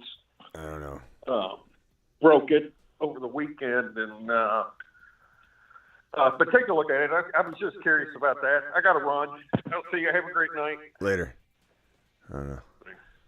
Hey, Smitty, can I jump in real quick, and then I'm gonna hop off? Yeah, who's this, Frank? No, this is Chris. Oh, Chris, go ahead, Chris. I wanted to say, bro, it kind of feels like during the draft, I'm not entirely sure exactly how it went, bro. Maybe you tell me if I'm wrong, but it kind of felt like people were kind of discounting the extra points that you get per rush attempt. And people were like, when you were going up there to put stickers on it, people were like getting kind of shocked because you picked 3 running backs. I'm like thinking like, bro, I would have done the exact same thing. Yeah, I mean, I think they're more shocked about the player I was picking, more so than the approach. But I definitely created a panic, and the running backs kind of flew off, and then that allowed me to get Debo. It allowed me to get Christian Watson. It allowed me to get George Pickens. Like somebody, I forget where it was on Instagram or on Threads, they said god awful wide receivers, like gross wide receivers or whatever. Like god awful wide receivers, like Debo, Watson, and Pickens are god awful wide receivers. When I went 0 wide receiver until 5.4. Like, what's he talking about? There's give and a take. Like, I'm not gonna have the best wide receiver room when somebody's able to grab at 11 and 13, like my boy Rob did in his draft. His draft was separate than mine. There were 3 drafts side by side. He was in the middle draft. I was in the far left draft, and then there was a draft on the far right. He ended up getting JJ at number 11, and he got Jamar Chase at number 14. So we got JJ and Jamar Chase. And I admit, when he drafted that, I was really jealous. I was like, wow, like that's unbelievable that you could get both of those. And everybody's grabbing. And the guy before him took JT, at number 10. And he was the first running back off the board. He took JT. Over Christian McCaffrey, over Bijan. He took JT. And then right before, I believe it was before, it could have been right after, he took Danny Dimes. No, Tua. He took Tua. He took Tua at like 14, 13, something like that, the same guy. So, Chase and JJ, I don't think you get them in every draft at 11 and 14, but that's a great start. But at the end of the day, his wide receiver room, like, kills mine, and as it should, but there's a give and a take for that. You pay a price for that, like it's a super flex. So he ended up getting Aaron Rodgers and Jordan Love, which was very, very good. He got ETN. He had a good team. But there is a give and a take, and you get Fields, you're not gonna have as much firepower in the running back and wide receiver rooms than somebody that's able to go JJ or Jamar Chase. So I think, considering the way that I drafted, this is pretty good. The only thing I would have reverse engineered differently when we looked at it, because him and I walked up to the board and we said, let's say I didn't go Jahmyr Gibbs at 3.4. Let's say I tried to let it ride. Maybe he would fall to 4.9, and he could have. I could have got Garrett Wilson at 3.4, but again, I was looking, and I think I accurately assessed it. I was looking down the wide receivers, and I knew I was going to get a Debo and Watson or a London and Watson, and I just said to myself, in this format, full point PPR, 0.25 for rushing attempts, Gibbs is getting a bonus point every time he's touching the ball. And so I think he's going to be league winning in this format. I didn't want to risk it. And I thought, okay, maybe Garrett Wilson. And Garrett Wilson, I think, almost fell again. That would have been crazy. I think he went like a couple picks before this Walker pick, but Garrett Wilson was dropping. Olave was dropping. I almost got Olave. It was just crazy. But yeah, it was definitely a weird draft, and the bonus point thing's weird. It definitely throws it all for a loop. Frank, what else you got, Frank? You're live. Yeah, hey, Smitty. I like your team, though, on Stop Fishbowl. I think you did a great job. I know I was watching it live, and I thought you really did a good job of how you're strategizing everything. I do agree with you that as I also looked at the rules of kind of what the running back gets more value, gets more points. So you have to go heavy with running back and hit with the receivers on the back, coming on the back end a little bit further back. But yeah, I think overall you did a great job. And by the way, I'm doing a fast puppy right now, and Derrick Henry's already going mid-second round already. Woo! So he's moving up fast. Woo! And he's already going mid-second round. He's already the fifth running back behind Nick Chubb. He's already going right behind Nick Chubb. So he's moving. He's moving. I'll probably have a separate video on this. Like DeAndre Hopkins is going to create 3 or 4 videos in the next 24, 48 hours. I'm just letting you guys know. But I don't just regurgitate. So it's not like you're going to be like, oh, I already seen this. I'm going to hit it from different angles. Like this angle right here is different from the breaking news angle. But I think the next video is going to be who's moving down because of DeAndre Hopkins, the degrees of separation and impact. Derrick Henry, and it's okay to like him. Again, if Ron still loves him around 2, I'm totally fine with anybody liking anybody however they want. But the angle I'm looking at is, even if you like him in round 2, who is getting bumped down? Like, is Walker getting for sure cemented into round 5? Because what people need to remember is just because Henry moves up 2 running back slots doesn't mean Henry moves up 2 overall slots. You move up 2 running back slots, you might be moving up 6 total ADP slots because there's quarterbacks, wide receivers, tight ends, and there's also a pecking order effect. Like when Lamar Jackson climbs into round 3, it's not like he climbs into round 3 right next to Joe Burrow. He moved Joe Burrow into round 4 because there's this pecking order, this sense of, okay, how many running backs can we really fit in here? How many people are just going to go running back hungry? How many wide receivers, no matter what, are going to stay in round 2 or roughly in round 2? So the question is going to be this signing and how it impacts Henry and how high Henry climbs. How does that affect Walker? How does that affect Breece Hall? How does that affect ETN? How does that affect Tony Pollard? Is Tony Pollard now a 3rd rounder? Because Ron, you've had concern about Pollard in round 2, right? I think you did. So now it's like, now you got Pollard in round 3. That might be a whole different ballgame for you. You might be like, I love Pollard in 3. So like, man, for sure. Hopkins might have been the key to. Oh, hold on a second. Oh my God, Denny, tell me you're not calling from jail. Tell me you're not calling from jail, Denny. No, I made it to the airport, Smitty. Are you at the airport now? Yeah, I'm still at Vegas airport. I had a huge, man, I'll be waiting there forever. I'm trying to get on a 9 o'clock back to Boston, but they might have to shoot me all the way down to Florida and then lay over and go. And dude, I'm still. Go see Ron. Yeah, I'm still in Vegas. Go see Ron in Florida. Oh, Ron's down there. That's right. Yeah, I'll go Ron hook would up. love to see Me and Ron will hit a couple of prime rib buffets or something, huh? Bunk beds. Ron could. Well, they're sending me to Orlando though, and that's like 8 hours away for me. Yeah. I know. I gotta get back to work. I was supposed to be back tomorrow to work, but that's all right. They got me covered until the next day. Hey, Denny, can I ask you a question here? I want your honest answer. Were you disappointed in me that we didn't get to hang out more? I know you took off, I just want to make sure you don't feel like I had you come out there and I just snubbed you. Like you would leave it. Don't think that, Smitty. Okay. It was lit. No, don't even. I'm not mad at all. I had a good day. It was great to see. It was great to see everyone. The place was lit. No, not at all. I saw what you had going on. Well, I had some stuff going on too. Then I freaking hit. I ended up. I hit on that slot machine. 800. And then 800 large.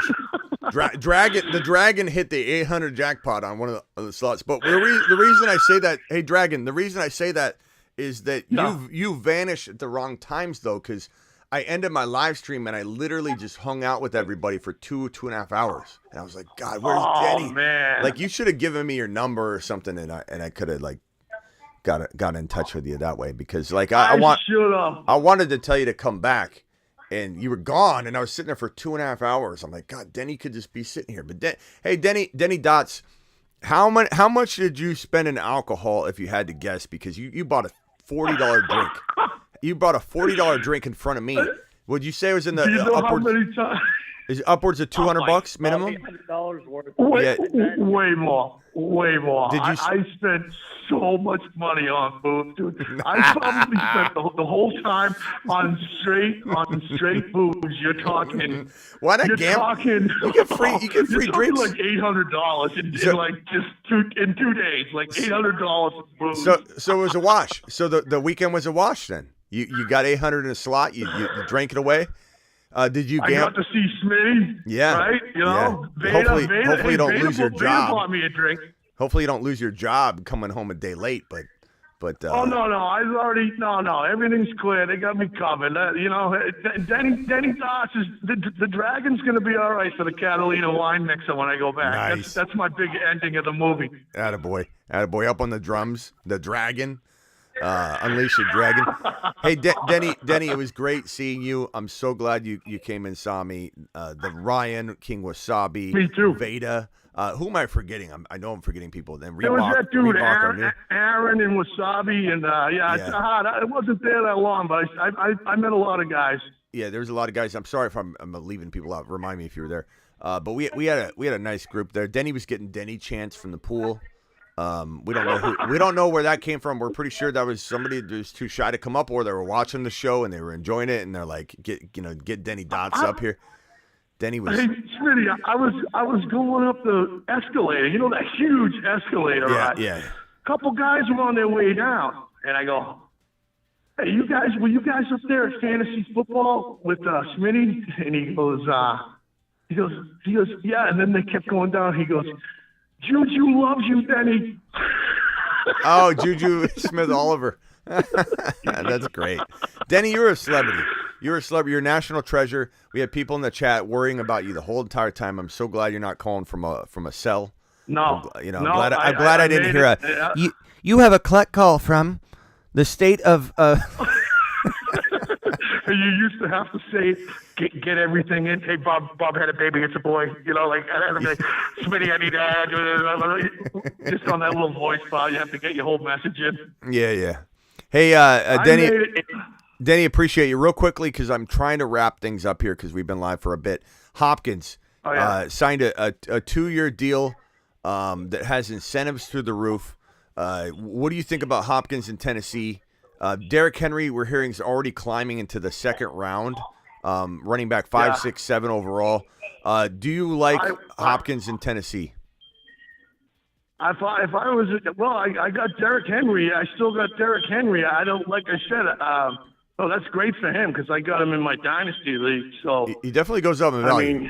Is he going to climb? Ron, not to get in an argument about it because I don't hate your take on it, but what is the highest you take Derrick Henry to where it starts getting like okay?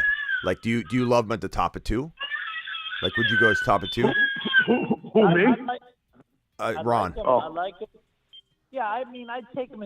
Like I said, now that they signed D-Hop, I'm more on Henry than I was prior to. I think Hopkins opens it up for Henry a lot. I think that's a big deal. Where does it get dangerous for you to take him, though, is what I'm trying to get at. Yeah, I mean, I'd take him at 2. I mean, now I would. Okay. Before I wouldn't. Would you take him in 1, or are you still thinking that my line is 2? Well, it depends. If he was in 1 and Bijan was already gone, yeah, I'd probably take him in 1. If I didn't like another player better. Yeah, I'm not saying I wouldn't even with all the talk that I was talking. I'm not saying round 2 is bad. Like it is baking in. Like he's not going top 5, then the risk isn't really there like it could be. So I'm not against that. If he climbed into round 1, I think I'd have an aversion to it. But I think round 2, if he could stay in round 2, the bottom line for me is I would have 0 shares of him. It's not that I would necessarily say because Bijan, Garrett Wilson. Like I'm not drafting Henry over those guys personally, but I understand why someone would. Over Diggs, I'd draft Henry over Adams. I'd draft Henry over, those type of players there. I'd draft him over them.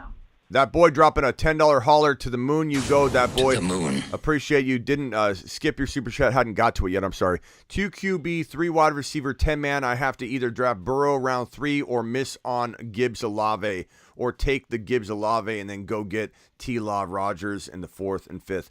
You know what I would do if I was you? I would take the gamble on Fields.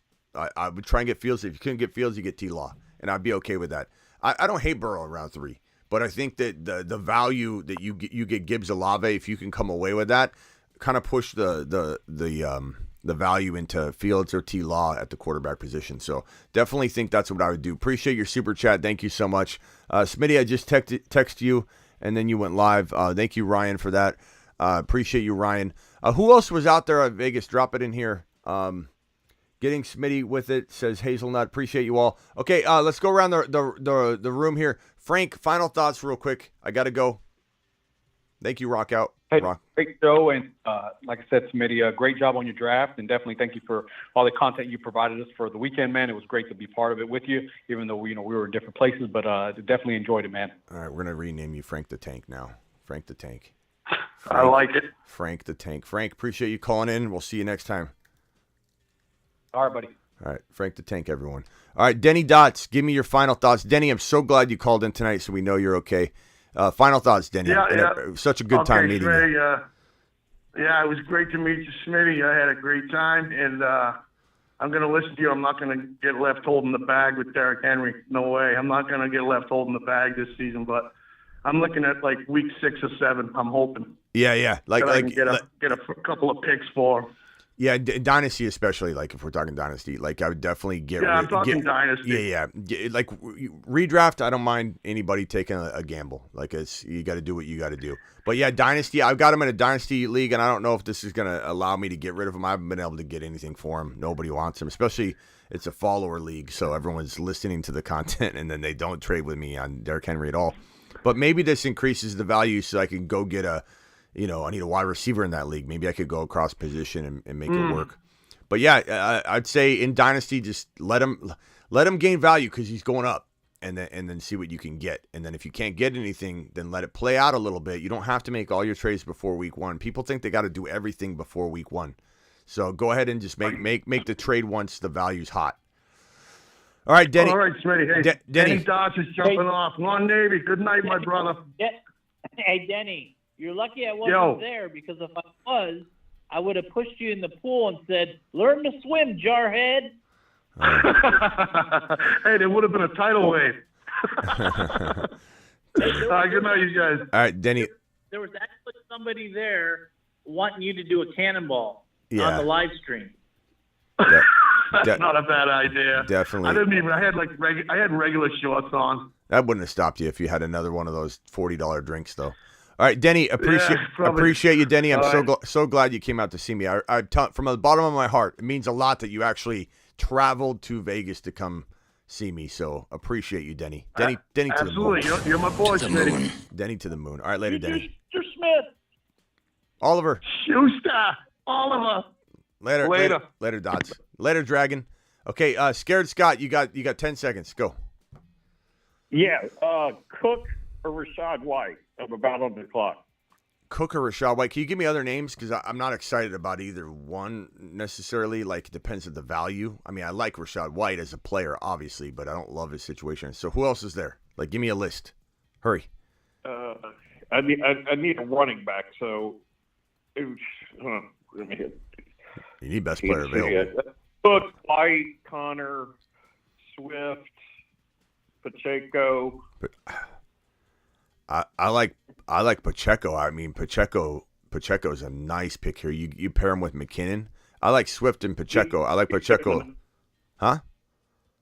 He could be there in the next round. I mean, but Dalvin, you're going to go Dalvin Cook or Rachaad White over that. If you're going to get him next round, well, wide receivers here.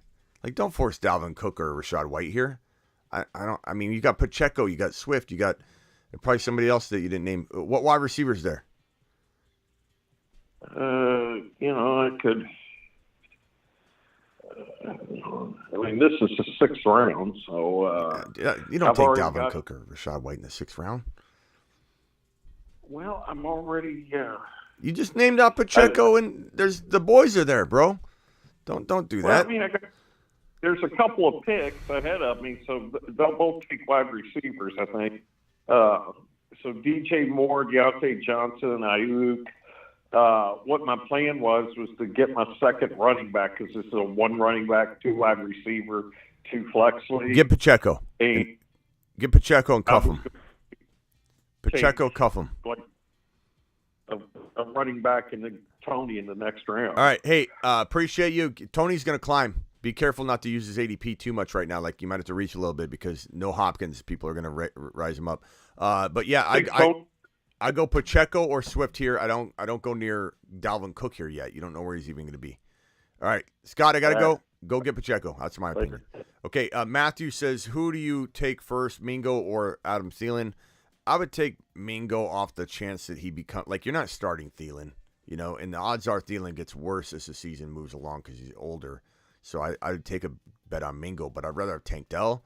I'd rather have a whole handful of players more that might be available. So I wish I had more names. Smitty, your thoughts on Mixon now? I mean, getting a pay cut. We knew this was the most likely scenario, as I said and pointed out on my live stream, that there were a bunch of ways it could go down, and that Mixon could say, I trust myself and I'm going to hit the open market and then find out that it's a rough world out there for RBs and he wasn't going to get it. Or he had smarter people around him that are going to say, Mixon, take the pay cut because we can get you down to a number that's still way higher than you're going to get if you hit the open market because no one's going to pay you to start. You're not going to have a starting job. You're going to have less money. Take the pay cut. It's going to pay you more. And we knew that was the most likely scenario, and that's how it played out. And so he's got a starting job. He's got a starting job for one of the better offenses in the National Football League, and that does buy him some time. But in my opinion, he's tailed off a little bit or a lot, and I don't see that coming back. You don't just get that burst back and all that. He's gone years just hitting 8-man front after 8-man front. A lot of his years awaiting the Bengals to be good, and he just was getting smashed. And he's been productive. He's had a great career, but really. And I think Ron said this the other day, and I agree with it. He's really had that one huge game that really skewed his stats big time. And you can't really play that game.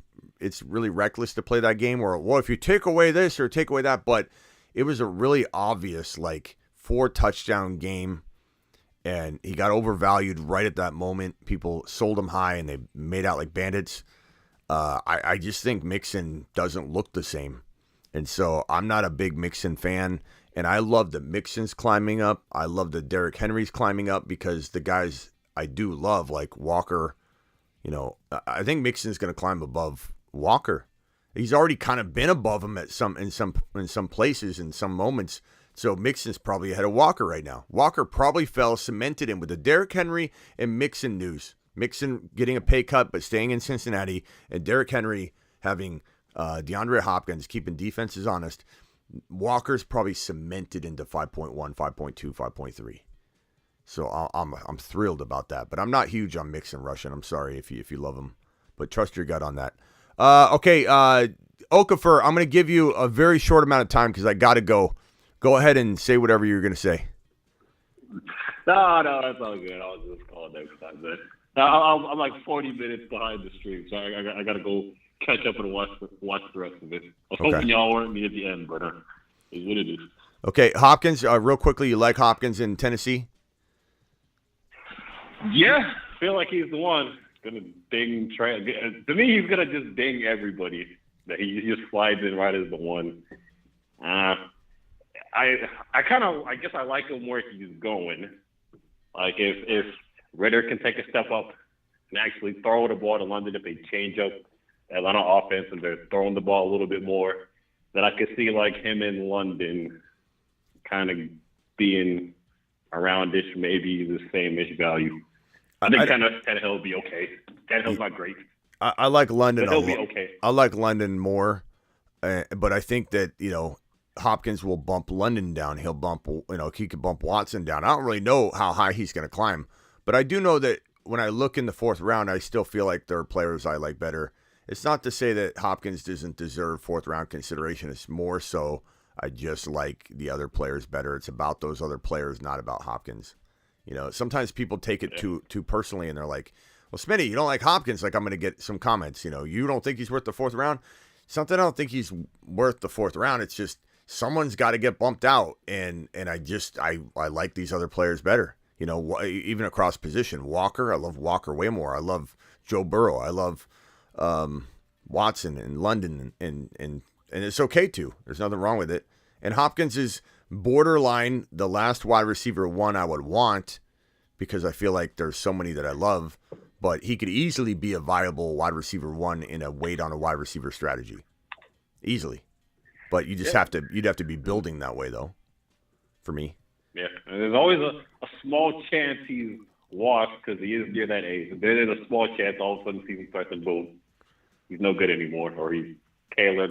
Even though he's not that, the way the style he plays, I think he could play for a while. He could, but there's always that chance. And there's like he could. A lot of people players. A lot of people say this, and I don't buy into it, because he played at such a great pace last year when he came back from the suspension. But a lot of people say, not on the steroids, he's going to end up getting hurt. Watch, because once a player goes off, roids, he wasn't on roids. Like his positive test wasn't. It wasn't like he was. It wasn't like he was taking roids and lifting, and like people don't know. People don't know even what he tested positive for half the time when they say that. So like he took a substance. Yeah, when he came in, he probably was, he had fresh legs going into how many games did he miss? Like 6 or so? Yeah. Or more? I forgot how many. It could have been the blue pill. We don't know. We don't know what triggered it. But all right. Hey, appreciate you, Okonkwo, calling in. We'll see you tomorrow. Unless Barkley signs, and something breaks tonight, I'll be back. But I really think Barkley's going to ink. I think he's going to ink his deal. I really do. But we'll see. All right, Okonkwo, later, pal. All right, later. Stephen B says draft value aside, T-Law or Herbert total points. A draft value aside, T-Law. Hey, Herbert he has a lot to prove. He has a lot to prove to me. And people can get mad at that all they want, but I think last year we could justify it. And you could say T-Law, if he didn't have that comeback game, well, he did. If he didn't have that comeback game, we probably would be talking a very different story. But guess what? That comeback game happened. And T-Law was born, walked into that IHOP the next day, and the rest is history. Thank you, Steven, for dropping that super chat. Ron Navy, final thoughts. Appreciate your $50 hauler. Yeah, I think that D-Hop, because he was injured, and I think he was probably prescribed the medication from his doctor to help him recover, and it just so happened that he didn't do his due diligence, and that was had a substance that was banned by the NFL. I don't think he was like shooting up like people think, but yeah. Beside that, the only other thing I got is I think you did a really crafty, good job with your Scott Fishbowl. I loved your strategy there.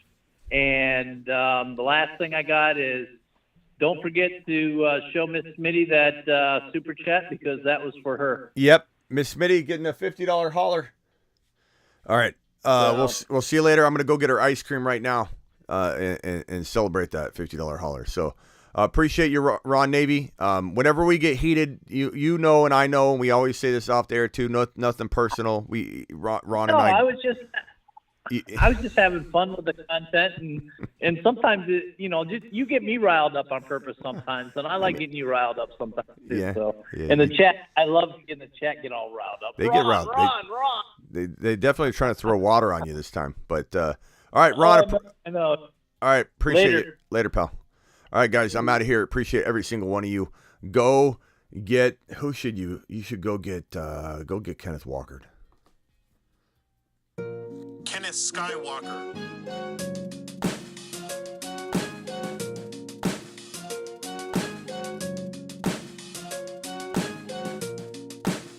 Kenneth Lightsaber Swinging Skywalker.